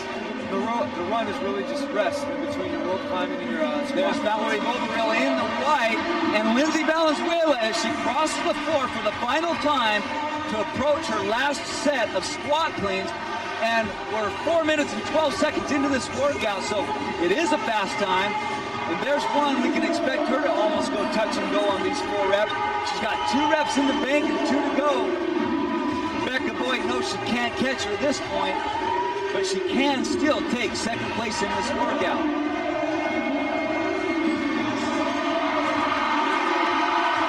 And Valenzuela very, very close to that overall time. She is your SoCal regional champion. And she has put together an incredible performance. Coming into today's event, she had only won 1 event. That was the overhead squat event. There's Becca Boyd as she finishes with an unofficial time, 4 minutes and 52 seconds. Both ladies give each other a high five and a hug. Wow, that was fast, and it's a fun event to watch. And Valerie Boberell in the white, a smaller athlete, and she finishes in 3rd place in this heat. Unofficial time, 5 minutes and 10 seconds. Now there's a 10-minute time cap, but I would not anticipate that will be much of a trouble for most of these athletes. There will be your 3 regional representatives in this, the CrossFit Games in July.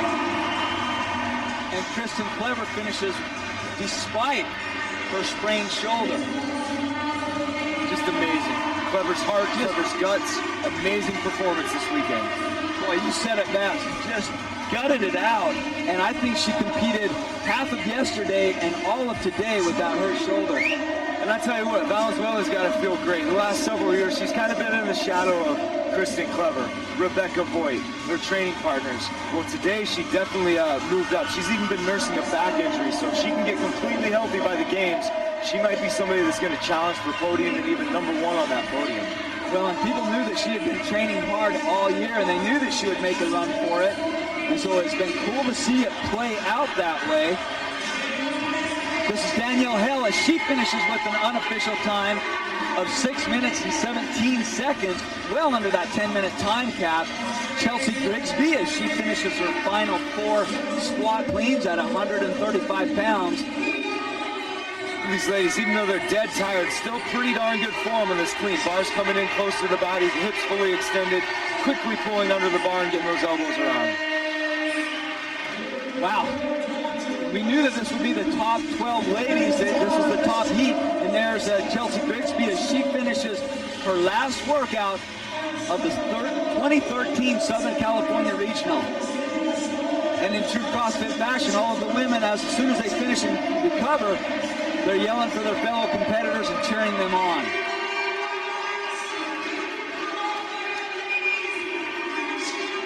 That was exciting and it was fun to watch. Becca Boyd jumped out to an early lead. However, with Valenzuela's Olympic lifting background, she really pulled ahead with the squat cleans. A little celebration of a weekend completed. A whole lot of work went on this weekend here at this arena. There's Valerie Boberell. She was 5th at the games last year. The year before that, she took a year off to have her child that you see there in her arms. And the year before that, in 2010, she was actually on the podium, placed 3rd at the CrossFit Games. Wow, that was fast. Let's go down to the field with Courtney. She has our heat winner.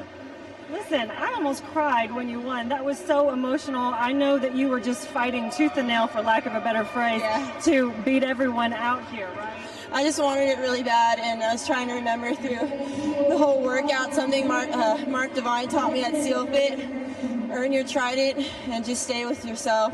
Don't worry about anyone around you. You just got to beat yourself. So, well, as an unofficial games competitor now, you made it. How do you feel? I feel amazing. This weekend almost didn't happen with my injury, so there's definitely someone watching over me, and I'm just really flabbergasted right now. So, and I have to ask, who were you looking for up in the stands? My husband's been there every day. He's my best friend, so. Okay, thank you so much. Congratulations. All right, congratulations, Lindsay, and thank you, Courtney. We will be back for more interviews with the games qualifiers in a moment, but let's go back to the studio. Valenzuela, Voigt, and Vobral going to the games, but for now, it's Kristen Clever on the outside looking in. Yeah, you saw Clever at the end there, kind of just clutching her right arm pulled into her chest. So, I mean, she is tough as nails to be nursing that injury on event 6, extremely shoulder heavy, and then rope climbs and cleans. Yeah, and we do have to remember that there's still the possibility that she could be invited to the games this year because she's a former games champion. Dave Castro, the director of the CrossFit Games, along with the rest of that crew, reserves the right to invite any former Games champion to the competition. Annie Thorisdottir is another good example of this. Both are sitting out with an injury, and we'll have to see what happens. Some decisions to be made. Decisions to be made, and we will have more from the Southern California Regional. We're going to wrap up the women's coverage, and then we're going to go back down and watch the final heat for the men. Josh Bridges has had a dominating weekend. We'll have that, and then interviews with the 3 women qualifiers when we come back.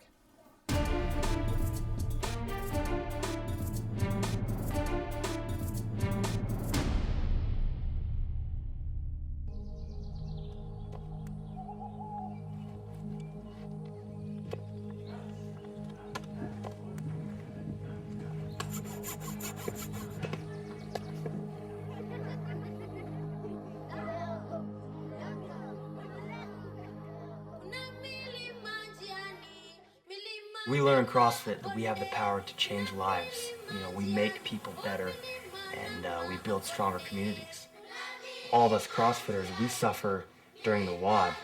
You know, when these people are done with this WOD, whether it be a hero WOD, 3 sets of 5, snatch, whatever it may be, and you grab your bottle of water, you hop in your car, wipe your brow, and you head home.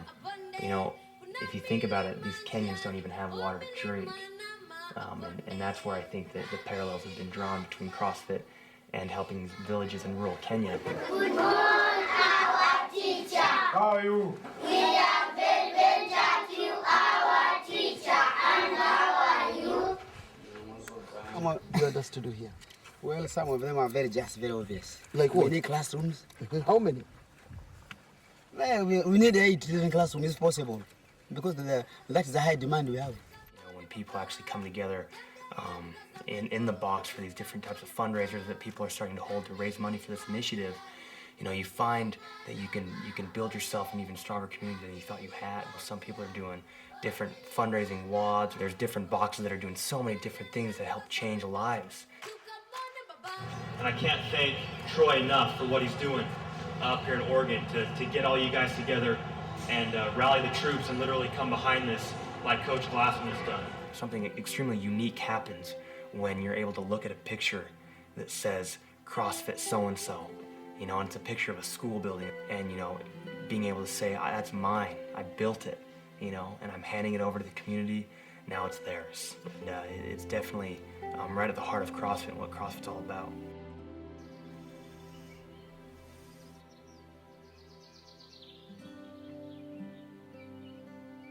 We'll talk about it. That would be a good idea. Welcome back to the CrossFit Games Update Show. We just saw Lindsay Valenzuela win event number 7, and Lindsay got a lot of hype coming into this year. She's lived up to it so far, hasn't she?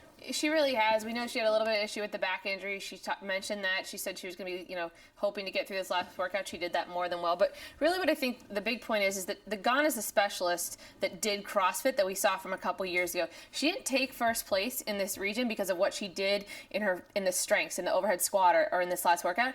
She took it because of what she was able to put together over the last year of work in the burpee muscle-up workout and the hundreds. That's why she stayed in first. So it's Lindsay Valenzuela, Becca Voigt, and Valerie Vobrel who will be making their way to Carson for the 2013 Reebok CrossFit Games. Let's send it back down to the Del Mar Fairgrounds with the 3 ladies who will be representing that region. Okay, 7, never mind. Welcome to the Del Mar Fairgrounds. We're going to go down to Courtney. She's standing by with the women that have qualified for the games. Yes, so exciting for all 3 of you. The competition here in SoCal is so deep. How hard did you guys have to work this weekend, one of you? I think this whole weekend we all put out everything we had. I think we woke up, at least I did, woke up every morning just being like, what just hit me? It was tough to get up. We've done these workouts and I haven't felt this way. And so I know that it took a lot to just get a good fight in. So what's next? Do you rest tonight and kind of party? We're going to rest. We go 9 at 8 o'clock. But yeah. And then how do you start training for the games? I'm going to take a few days off just for my back's sake and kind of relax and let everything kind of restore itself, and then we'll hit the drawing board with my coach, and my husband helps out a lot too with that, so we're going to sit down and see what I didn't do well and what I did do well. Okay, thank you ladies, congratulations. Back to you. Thanks, Courtney. Congratulations to those ladies that have qualified for the games. And that will wrap up with the child. That's I'm guessing that's going to be a rip-roaring time. Yeah. They deserve it. They get some rest. Yeah, they earned every little bit of it. And I would hope that most of the athletes after this competition are going to take a couple days off before they jump back into preparing for games. And there were some rumors before this, like, has Valenzuela peaked, during the Open or whatnot? I think those are put to bed. No, she won the SoCal Regional. It's a little bit of a failure on all of our part how we take one workout and just judge the athlete completely. 13.2, and we're like, I don't know. She's out. Yeah. Well, over on the men's side in Southern California, it was all about the comeback of Josh Bridges. He was hyped early and often, and it did not take him long to show that he belongs. California Regional was Josh Bridges' second stop on his journey back to the CrossFit Games. The second fittest man in the world in 2011 was looking to build on his dominating performance in the Open. Bridges started with a win in Jackie after coming in with a time of 5 minutes 11 seconds. The injured knee that kept him out of last season looked strong in Event 2. Bridges hit 275 3 times for an 11th place finish. Bridges and Kenneth Leverich would battle it out on the burpee muscle-ups. Leverich would rack up his first win of the day with a blazing time of 4:11. Bridges grabbed second, finishing in 4:44. As a result, he held a 6-point lead over Leverich for first. Bridges continued his tear on day 2. Josh Bridges did exactly what he needed to do. He finished second in this heat, and it looks like unofficially probably third overall in this event. And Josh Bridges will maintain his spot at the top of the leaderboard, doing what he needs to do to be champion of the SoCal Regionals. In 2011, he turned in a record performance in the 100th workout. He would do the same thing this time around. Bridges edged out Wes Pyatt and Ryan Fisher en route to a world record time of 21:01. It was his second first-place finish of the competition. He racked up another top 5 performance in the final event of the day. Once again, Bridges finished in front of Kenneth Leverich, giving him the top spot on the leaderboard by 10 points. Leverich has a strong grip on second. Tommy Peace will try to hold off Wes Pyatt and Taylor Yaffe for the final ticket to the games.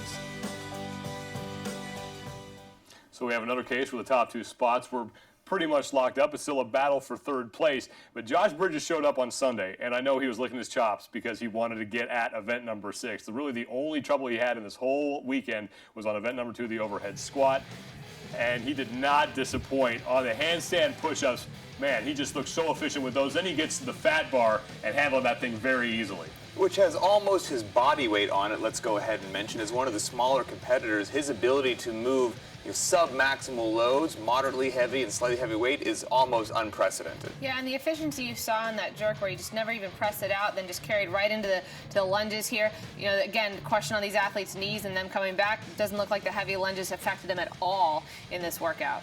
Kenneth Leverage was right behind Josh Bridges after Bridges sets another world record, 8 minutes, 11 seconds. Leverage, again, we hear these athletes with that front rack position. That was the toughest thing that we saw, trying to just stay upright and lunge with that fat bar. He had to put it down a couple times. Bridges came out to cheer him on. Leverage would get over the finish line. He would finish right behind Josh Bridges. And then it was Wes Pyatt, as Leverage grabbed second place at the time of 10:17. And then Wes Pyatt would finish in third. So as we get ready now for event 7, we have the top 2 spots, Bridges, Leverage. And then we have plenty of guys who still have a chance to get in, and we have that dynamic now of no cuts. No cuts, and to establish the winner, as far as this region is concerned, cuts aren't going to matter. Josh Bridges is running away with it.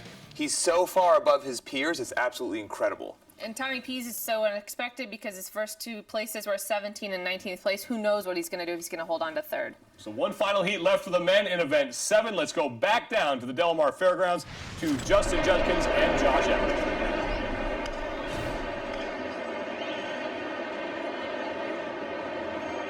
What an exciting day of competition here for the final day of the Southern California Regional. We are at an incredible venue. This is the Del Mar Fairgrounds. They typically have horse races here, and we've got our own kind of a race going on. What an exciting day. This is going to be the 4th and final heat of the men's competition. This is event number 7.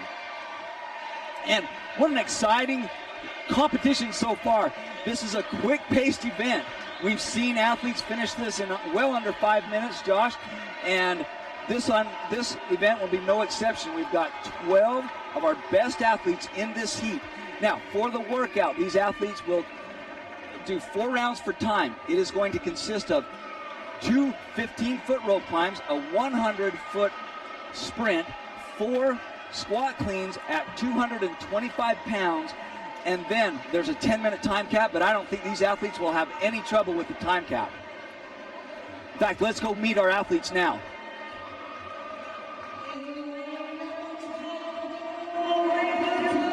All right, in lane number 12 is Paul Castaneda. This 31-year-old works out at CrossFit Inland Empire. He says he likes Rocky-style workouts. In lane number 1 is Ronnie Teasdale, 30-year-old, used to be a hockey player, but now he works out at CrossFit Mean Streets, and he likes the longer workouts. Ronnie Teasdale, currently in 11th place. All right, in lane 11 is Bill Grundler. He came in from the Open in 4th place. He's an affiliate owner. He owns CrossFit Inferno, and he wrestled at Cal Poly. He's currently in 10th place in the overall standings. In lane number 2 is Jeremy Kinnick, hoping to make his 4th consecutive trip to the games. He's been there the last 3 years. In fact, the 33-year-old placed 31st at last year's games, and he played baseball in college. Moving on to lane number 10, Teddy Huang, and he's in 8th place currently. He works out at Valley CrossFit, and he's 25 years old. He competed on the teams last year. Ryan Fisher in lane number 3 came out of the Open in 5th place, and he's currently sitting in 8th. 26-year-old works out at Orange Coast CrossFit. Took 4th at last year's regional.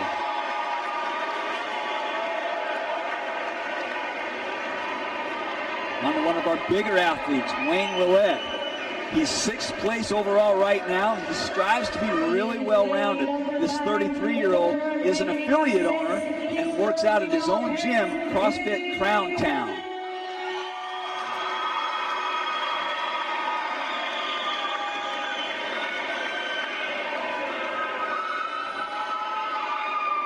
Taylor Yaffe in 5th place overall. He's been going back and fighting for that number 3 spot with several other athletes. Our youngest competitor at 20 years of age, and he works out at Ruination CrossFit.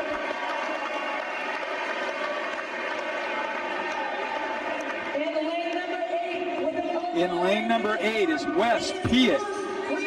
He's in 4th place right now. He came out of the open in 3rd place. He works out with Bill Grunler at CrossFit Inferno. In fact, he will be in the same heat as his coach. In lane number 5 is Tommy Pease. He took 9th in the open, and he's currently sitting in 3rd. If the dust settles and he's still in 3rd, he will qualify to go to the games for the first time ever. In lane number 7, Kenny Leverage, hoping to make a return trip to the game. Last year, he placed 17th at the 2012 Reebok CrossFit Games. He works out at Orange Coast CrossFit.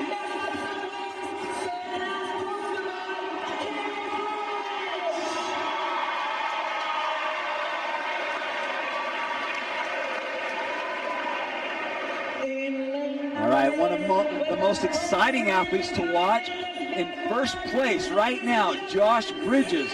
This 29-year-old works out at CrossFit Invictus, and in 2011, he placed 2nd at the Games. Last year, he took a year off. He had reconstructive knee surgery, but it has not seemed to affect his performance because he's already won 3 of the 6 events.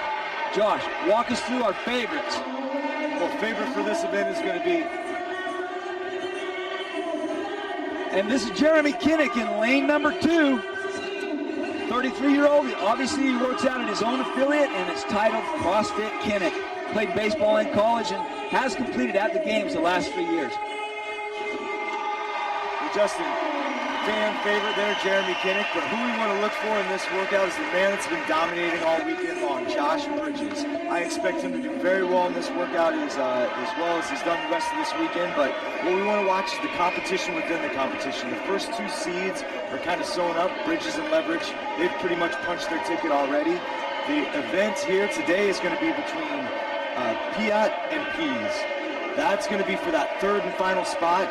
Pease has a big lead on Piatt in terms of numbers-wise on that leaderboard, but Piatt owns the tiebreaker. So Piatt needs to dominate Pease here in this workout if he wants that 3rd and final slot to go. All right, we are underway. This is the 4th heat, and this is event number 7. 2 rope climbs, and these athletes are going fast. You can expect Josh Bridges to go fast because he knows a lot is on the line. He doesn't just want to win this event. He wants to make a statement.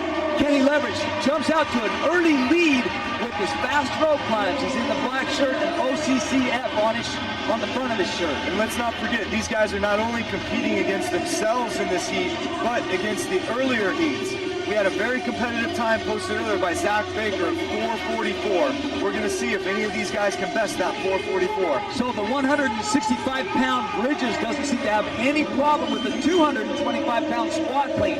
That is a lot of weight. Now he's going to advance that weight to the next station. He actually caught and passed Kenny Leverage on the squat clean. Bridges is a super efficient lifter. That's the way the smaller guys compete. Better technique. And Wayne Willett is currently, we're having a lot of lead changes. Wayne Willett is the first one to the rope climbs for the 2nd round. However, we can expect some of these other smaller athletes to pass him on the rope climb. He'll hope to make his ground back up on the squat cleans. Yeah, just watch for Bridges here. He's not going to slow down at all through the event. That 225 is heavy, but he will not falter. I look for him to pull ahead as we advance further. Kenny Leverage is proving to be really, really efficient when it comes to the rope climbs. He has reestablished his lead on the rope climbs and is the first one. Well, he's almost tied with several other athletes. Josh Bridges reaches the squat cleans at about the same time as Kenny Leverage. And on the left of your screen in the gray shirt is Tommy Pease fighting for that 3rd place spot to punch his ticket to the games. Josh Everett has to be majorly competitive here if he doesn't want to lose that spot. It's his to lose at this point. And Josh is fast on those squat cleans. He's the first one out of the 2nd round, so he has established a lead now. He's going to be the first one to reach the rope for the 3rd round. Beginning the 3rd round, he's just got to do 2 rope climbs. a big jump and a big pull. He's got to do a little bit more pulling than some of the other taller athletes. And I'll be really impressed if Josh can beat the overall regional time that's been set by Spencer Hindle of 4 minutes and 11 seconds. That is a smoking time. We'll see if Josh can keep up this pace and knock off that world record time by Spencer Hindle. So Josh is the first one done with the third round of rope climbs, and he's back to that bar. He's got to do 4 squat cleans at 225 pounds. Once again, this is well over his body weight. He only weighs 165 pounds. So this will be his third round of 4 squat cleans. You know, that's got to be frustrating to watch such a little guy right in front of you just banging out a heavy weight that you're supposed to be able to do better than him. Exactly. And once again, you said it best. This guy doesn't slow down. He has no off switch. And Josh Bridges just powering through those squat cleans. And talk about a tough competitor, not only physically, we've mentioned this all weekend, but a tough competitor mentally. And there he goes. He's established the lead. He's not going to relinquish it. He's heading back to the rope for his final set of 2 rope climbs. What an incredible performance. He is crushing this workout. Right now we're 3 minutes and 25 seconds into the workout. 10-minute time cap, not that it matters to any of these athletes. Josh got another rope climb to go. He's going to take a big jump, try and get there as high as he can. So he just has to do a couple little squats here with the feet. Slap that bar, and now he's back to his last set of cleans. Okay, a quick grab of the chalk. I love him. Watch him approach this bar because he won't take any time. Some athletes take a second to get set up, but not the top competitors. He gets right to the bar and bends down and picks it up, grabs it, and goes. He's going to set his back in a good posture. Get that bar off the ground, into the thighs, big jump, get the weight moving up with the hips and legs. His arms pulling under into that squat, stabilize the stand. And Wes Pitt is right behind him, trying to catch him. They're almost going rep for rep there. And Josh Bridges looks like he's on his final 4th rep, and he jumps on the mat. 4 minutes and 23 seconds, unofficial time. It looks like he has won his 4th event in 3 days. Out of 7, that young man has won 4. An incredible regional competition for Josh Bridges. Bridges dominated. Piat's second here. It'll be interesting to see where Pease finishes.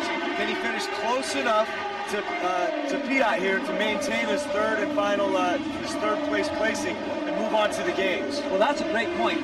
Wes Piat came in, and he did exactly what he needed to do. He was in 4th place. He was just a couple placement points out of that 3rd place. There's Wayne Willett as he finishes. Josh Bridges gets a hug from our games director, Dave Castro. And Tommy is really taking a lot longer than I'll bet he wanted to, but he steps on the mat, unofficial time, 5 minutes and 17 seconds. We don't know yet if that effort will be enough to secure his ticket to the games, as Ronnie Teasdale closes out on his event number 7 of the 2013 Southern California Regionals. First time I've ever seen Teasdale in pants. He's usually wearing his famous jean shorts, his trademark jean shorts. And Bill Grunler, as he's finishing up his 4 squat cleans at 225 pounds. Ronnie Teasdale will step on the mat approximately an unofficial time, 5 minutes and 45 seconds. We got some fan favorites finishing up here. Bill Grundler already punched his ticket in the Masters category. We're going to see him at the CrossFit Games this summer, but in the 40 to 45-year-old category. Hanging with the Young Bucks this weekend in regionals and doing quite well. That's exactly right. 43 years old. He's got other competitors cheering for him. Steps on the mat, 6 minutes, 11 seconds. And we mentioned earlier those 2 guys work out together. He is actually the coach for Wes Piat. So we've got coach and athlete working out against each other, but yet they're cheering each other on. The camaraderie amongst the CrossFit athletes is second to none to any sport. Well, and it just speaks to the entire community, I think, Josh. And we've seen that alive and well here at the Del Mar Fairgrounds.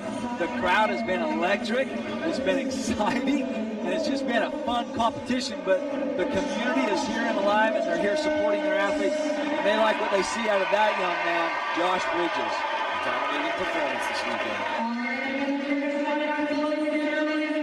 We're going to be able to go down courtside with Courtney Wise. She has not only our heat number or event number 7 winner, but our overall winner, Josh Bridges. Hey, you guys, well, congratulations. You really made a statement this weekend. How do you feel? You know, a year ago you said you were sitting in your hospital bed. I feel amazing. It's been a long year, and it feels really good to be over with, and now I get to start training for games. So I'm really excited, really excited. So how do you recover tonight? I'm not sure just yet. I'll probably go watch a movie with my boys. That'll be a great night. Congratulations. All right, thank you, Courtney. Congratulations, Josh Bridges. We're going to be back to interview all of the games qualifiers here momentarily, but let's go back to the studio for now. Josh Bridges, 4 wins in 7 events, and I loved in round 3, Kenneth Leverett's running down the field, looking at him like, are you kidding me? It's kind of like the tortoise and the hare. Yeah. Like if you look at Bridges, he never looks like he's sprinting, but he just had a slow, steady, methodical plan, and that overtook athletes. Well, he did, because you saw him go out in the first heat or the first round of that workout, and he was right in the thick of it. But his splits were 105, 210, 310, super even. He finished at 423. He never fell off on that event. We're going to take a quick break. When we come back, we'll go back down to Southern California and hear from the 3 men who will be representing that region at the 2013 Reebok CrossFit Games. I'm not gonna...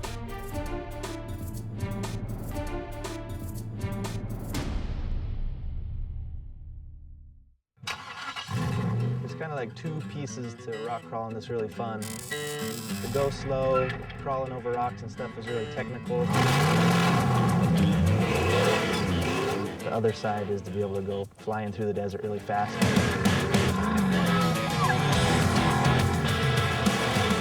I've got a good cycle of CrossFit going on now. I don't feel so guilty coming out here and staying up all night, eating whatever and drinking whatever.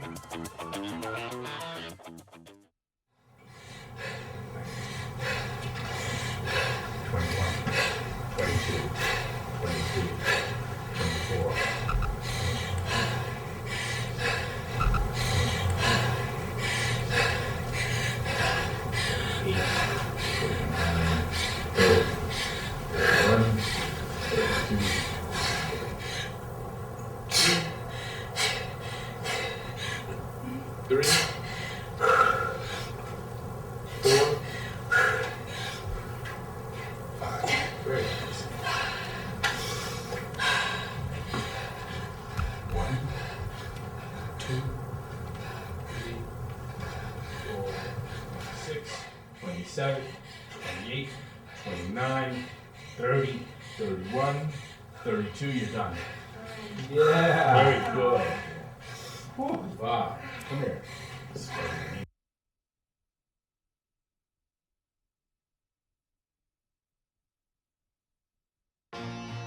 I think what's cool is you only get better by training with other people.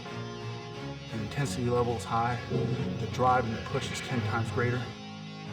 Some people might train by themselves, but we really represent like coming together as a community, pushing yourself.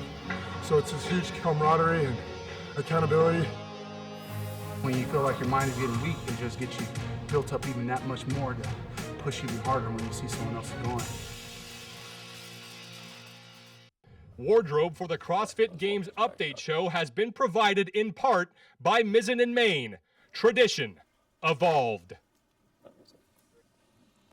Welcome back to the CrossFit Games Update Show. Sean Woodland with Pat Sherwood and Nicole Christensen. Josh Bridges just wrapping up his 4th win in 7 events. It gives him 1st place overall in the region. Let's head back down to the Del Mar Fairgrounds with the 3 men who will be representing that region at the Games.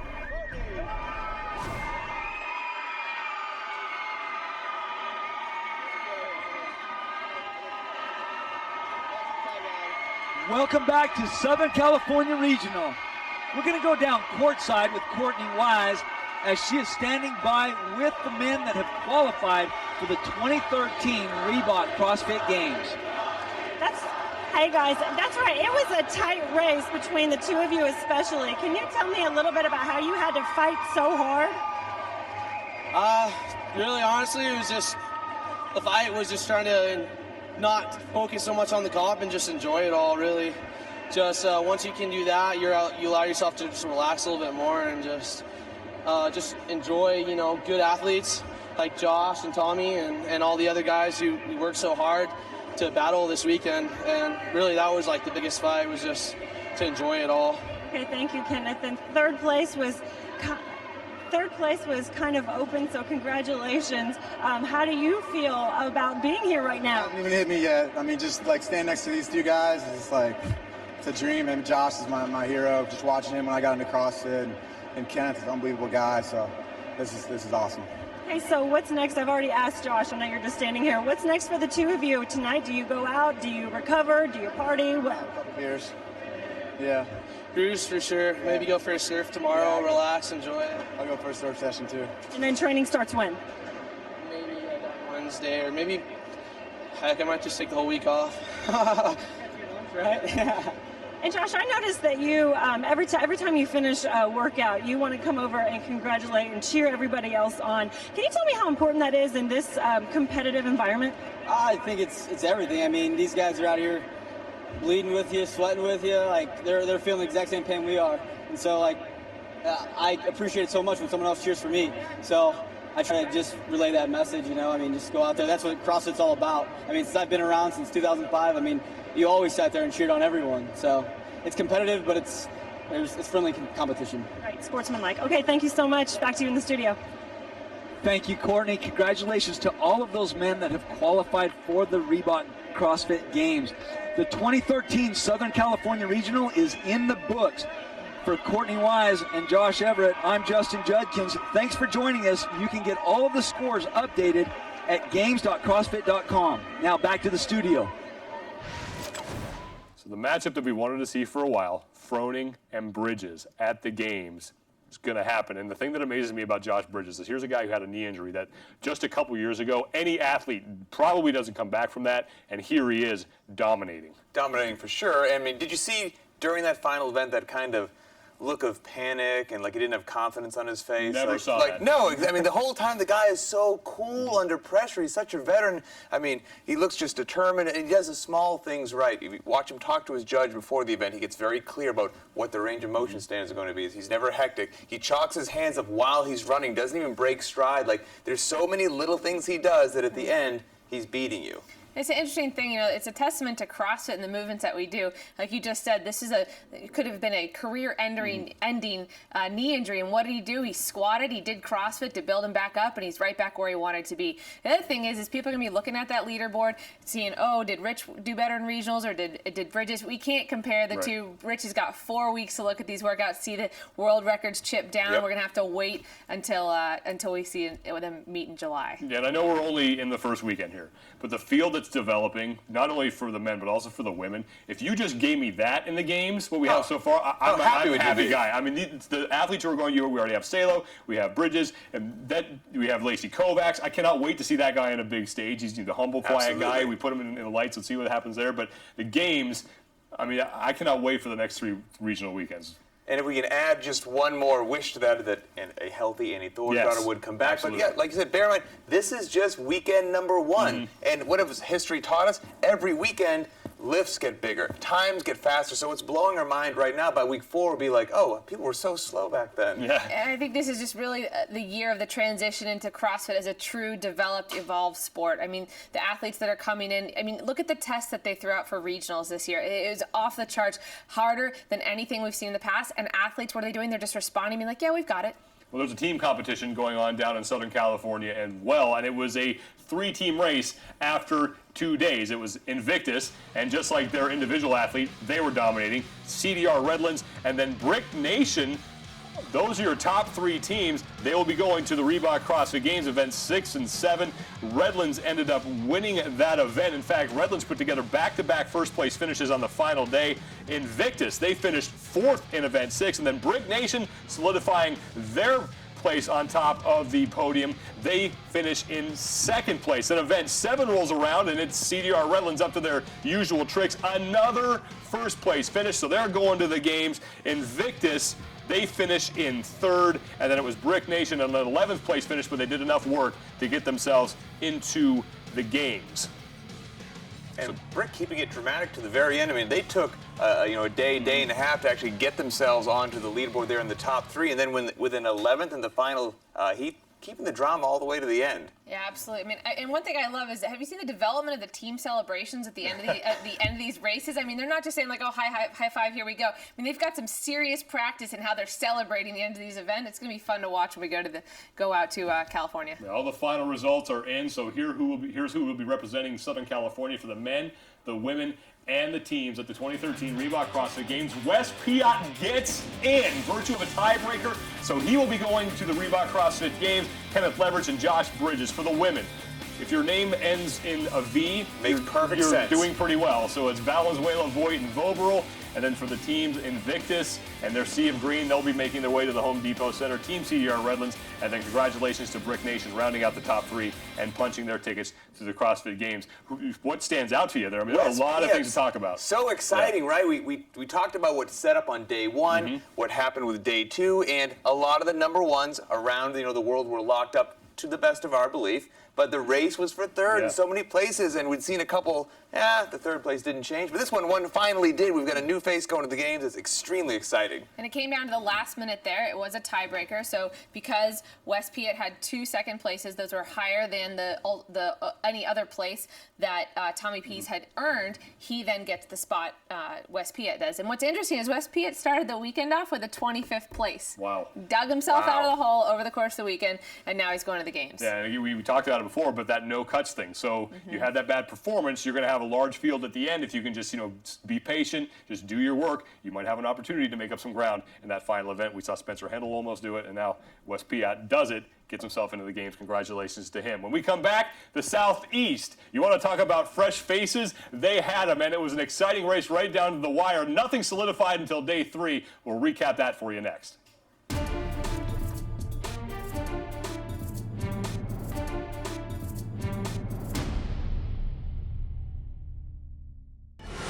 I'm stronger than I was. My legs are a lot stronger. That's the thing that's blowing my mind, is that I had a catastrophic knee injury. My goal is to win. I want to win everything.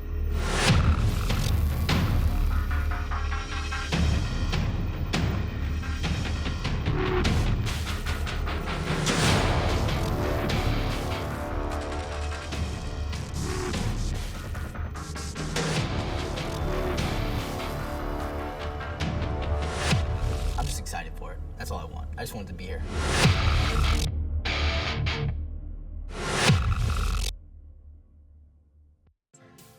Hey, great job on those 400s today, of course. Cheers, well done on the lifting. Shocker. You want to settle this? Come on, then. Let's go. Come on, Venezuela, put your back into it. I am! Speak American! It's English, you daft bastard. I will snatch you, so God help me! Gonna catch me first, biatch. Ugh.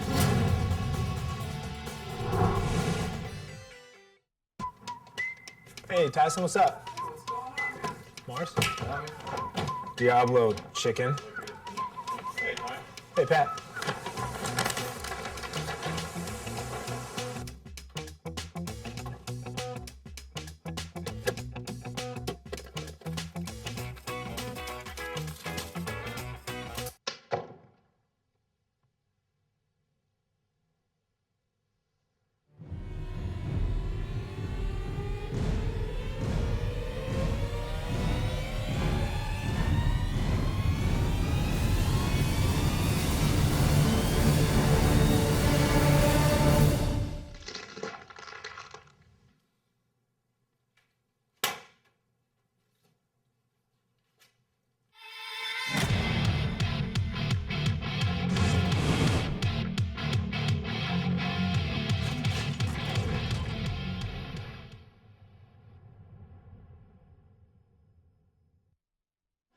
World records have been set. We enter week 2 of the road to the fittest. The elite from Australia, Africa, Canada East, South Central, and NorCal fight for a spot on the podium. At the Australia Regional, Chad McKay, Kara Webb, and sheep farmer Ruth Anderson-Harrell will look to return to Carson, but 2011 Reebok CrossFit Games competitor Amanda Allen and phenom Brandon Swan have their sights on one of the top 2 spots. Over in Africa, usual suspects David Levy and Rika Dietrich stand tall. In In the South Central region, transplant Jen Jones looks to re-energize the women's side, while Jason Hogan and Asia Bartow are forces to be reckoned with in the Lone Star State. In Canada East, Camille LeBlanc-Bazinet will try to reassert her regional dominance and prove that this is her year. At the NorCal Regional, Jason Kalipa, Neil Maddox, and a resurgent Pat Barber lead the way, but a pack of talented prodigies look to shake things up. On the women's side, will Sarah Hopping and Alessandra Pichelli make their games debut? We'll see in week 2, the road to the fittest, the regionals.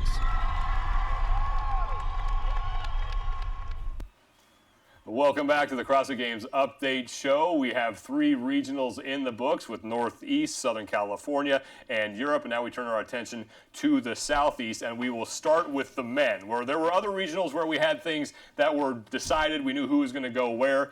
This one was crazy all the way to the end. We had new faces coming out of nowhere, then dropping back, the new guys coming up, and it all came down to the final event on Sunday. So here's a look at how we got to where we came today.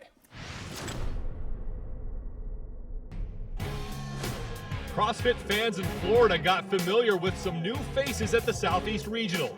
Adrian Tapia is no longer flying under the radar after setting the world record in Jackie with a time of 5:10. Newcomer Noah Olson found himself on top of the leaderboard after 3 events. He finished 3rd in Jackie, 10th in event 2, and then closed out his day with the second best time on the burpee muscle-ups at 5:08. Olson was the only competitor in the region without a finish outside the top 10 on the first day. He stayed on track in event 4, while Brandon Phillips was on his way towards taking home first place. Olson wrapped up his second third-place finish of the weekend with a time of 23:11. That effort kept him comfortably in first place overall heading into the deadlifts and box jumps of event 5. And that's where the wheels came off. Olson would finish 40th with a time of 7:53, dropping him down to 5th place overall. I'm trying to fight. I want to get my ass to the game so bad. Newcomer Z.A. Anderson would take advantage. He finished 4th with a time of 4:08 and moved into first place. Heading into the final day, Anderson holds an 11-point lead over Travis Mayer, while 8 points separate 3rd from 7th. You know, what made the Southeast region so much fun this year, especially on the men's side, is that you looked at the leaderboard like every 5 minutes, you're like, who are these guys? Like, where did they come from? And you're curious as to who is going to stay and who's going to go, because there's so much turbulence down there. Tapia grabbed our attention right off the bat with Jackie. Then we kind of never heard from him again. Then we heard Z.A. Anderson. Who is this guy? Z.A. B.A. Baracus. You're not quite sure what his name is. But no, he stuck around, so we might have to learn his name, what he has going on. We're going to learn a lot of names. I mean, you look at the top 3 leaderboard. Noah Olson going into the last event, he was sitting in 7th place, or excuse me, he was sitting in 3rd place. He dropped to 7. And then out of nowhere, really, Daniel Petro just jumps from 5th place and grabs a ticket. And so really, he was not really standing out to us. He took 4th in the open. Okay, we overlooked it, but, in the end, got a good ticket. Every athlete who was on top of that leaderboard had sort of a hiccup, and that was what they were trying to avoid when they showed up for event 6 today. It was Noah Olson who had to stumble in event 5, finishing 40th. That knocked him back. Well, Olson was trying to make up for it today on the handstand push-ups. He looked really solid, and then moving on to the toes to bar, he would finish the event and win his heat and get himself back into contention. So Olson doing the work that he needed to. Meanwhile, a guy that we thought would do well in the region. Brandon Phillips, is a multiple games competitor, and usually somebody you can count on to represent the Dirty South, won't be going this year. Dominic Mariucci would end up winning the event in event 7. Noah Olson was trying to hang on to 3rd place, and he would finish in 2nd. Brandon Phillips would be the guy who would finish in 3rd, as Z.A. Anderson wrapping up his workout. So we had all this stuff going on. And like we said before, if you look at the standings at other regionals, the people who are up top, it was 1st, 3rd, 5th. Not a lot of fluctuation. Here it was 1st, 2nd, 48th, 5th, 12th. And that's what allowed everything to kind of be so exciting when we got to the end. But let this be a lesson to all the athletes that still have their region to compete in. I mean, going into that last event, you had your top 3, and one of those top 3 placed 31st in that last workout. If you're in the top 5, you're in the top 10, even, don't count yourself out, because who knows what rope climbs and squat cleans are going to do to somebody. And while things were sort of muddied on the men's side, on the women's side, we knew who was going to win this regional, and it was Telena Fortunato. She dominated early. She showed up today just trying to solidify her hold on the first place position, and she definitely did that. Fortunato wins event 6, and it was Emily Bridgers who needed to do some work to get herself back in the top 3. She would finish in 2nd place.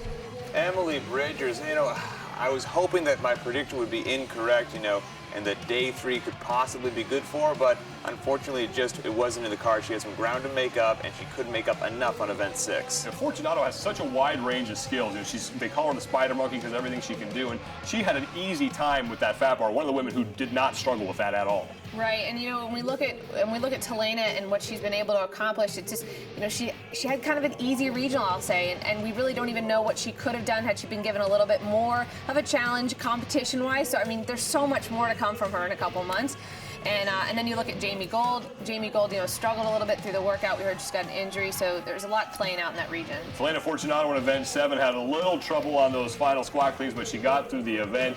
So she is your winner, 21 points. Anna Tunnicliffe, she will be going to the games. And then Emily Friedman edging out Jamie Gold for that final position. So some new faces as well for the women. Some new faces as well, but much like Nicole just said, they have their work cut out for it because, yes, they made it, but hopefully this is kind of a little bit of an eye-opener as to, how easy Telena made it look. That's what you're going to deal with. Every other person to the game, you're going to be like, wow, like the fastest heat, the best people, that's what you're going to be surrounded with when you go to the Home Depot Center. I've always said this, a lot of people don't understand how good you have to be just to stink at regionals. I mean, you're a hell of an athlete. Without a doubt. So all credit to everybody who made it this far. The teams competition in the Southeast, the domination that CrossFit Atlanta did, that they came through with, kind of made what Telena look cute. I mean, it was, from the get-go, they just decimated the rest of the field. They've got some names on, CrossFit Atlanta. They're kind of old school. Mike Giardina is the very first person I saw years ago do a butterfly pull-up. I mean, these guys have been doing it for a long time. They do it right. They're steeped in tradition and fundamentals, and they're getting it done out on the floor. Yeah, I mean, it was just super fun to see them come back. And then across the board, CrossFit Adrenaline, CrossFit RX, they all did very well in that 6th and 7th workout. And really, again, that if you don't see any holes in that last workout, again, you're seeing a great breadth of your affiliate, of your competitors between the gymnastics and the squat clean element of that workout. Now, CrossFit Charleston won event 6, but then when event 7 rolled around, no doubt CrossFit Atlanta comes back, dominates that with a time of 15:53. Here are the final standings for the teams. It's CrossFit Atlanta. They just had 15 points. CrossFit Adrenaline, with a couple of names that we got to know during the Open, finished in 2nd place. The Borden sisters, right? Yeah. I mean, and Lindsay Borden kind of made her headline when she beat Camille LeBlanc-Bazinet on 13.5, which seemed like it was custom built for Camille. So Lindsay grabbed our attention. So, I mean, they've got some pipe hitters on there. Yeah. Now, final results for the Southeast. Here's a look at who will be heading from that region to the Reebok CrossFit Games in Carson, California. We just showed you the teams, but for the men, it's Z.A. Anderson, Travis Mayer, and Daniel Petrol. All newcomers. Congratulations to them. Telena Fortunato leads the way for the women. And then the teams, it's CrossFit Atlanta Formulix. They will have their sights on Hacks Pack, trying to dethrone them at the Home Depot Center. And Z.A. Anderson, I mean, we're learning about him as we speak, but his father's won the CrossFit Games before for the Masters Division, and he has 2 brothers that are also into CrossFit competing in the Open. So, I mean, he's got fitness all in his family. Yeah. So I'm going to put you guys on the spot a little bit here. And after all these 4 regions, what we saw, what was your favorite moment? I'm sorry, I'm going to jump in. Josh Bridges fan, man. I mean, I was curious to see, what's the real test of him going to be, because I've been kind of following a little bit, and it's like, it looks like he's going to be just as legit as I think, and he was. I'm super excited. I think it was just the magnitude of every single event and what athletes were able to do. I mean, gone are those days of the athletes struggling through the squat cleans and something where you just almost have to turn your head and look away from. I mean, the caliber of athlete that is just making it to regionals, as you said, if it takes a lot to suck at regionals. And, I mean, these athletes are so incredibly talented, and everything we saw showed that. Yeah, I love Lacey Kovacs. I mean, just seeing that kid go up the rope, I mean, it was nuts. It was chaotic, but it was somewhat beautiful to watch. I really look forward to seeing him at the games and seeing how he's going to compete with some big-time athletes in the stage in an environment that I'm sure that he's not really used to. That's going to be an exciting, be a lot of fun. Well, we're only getting started, and we have 3 more weekends to go. Next weekend, again, we'll have live coverage all weekend long. You can log on to games.crossfit.com. We'll have the update show for you as well. For Pat Sherwood and Nicole Christensen, thank you so much for joining us. It has been a lot of fun. We will see you back here next week.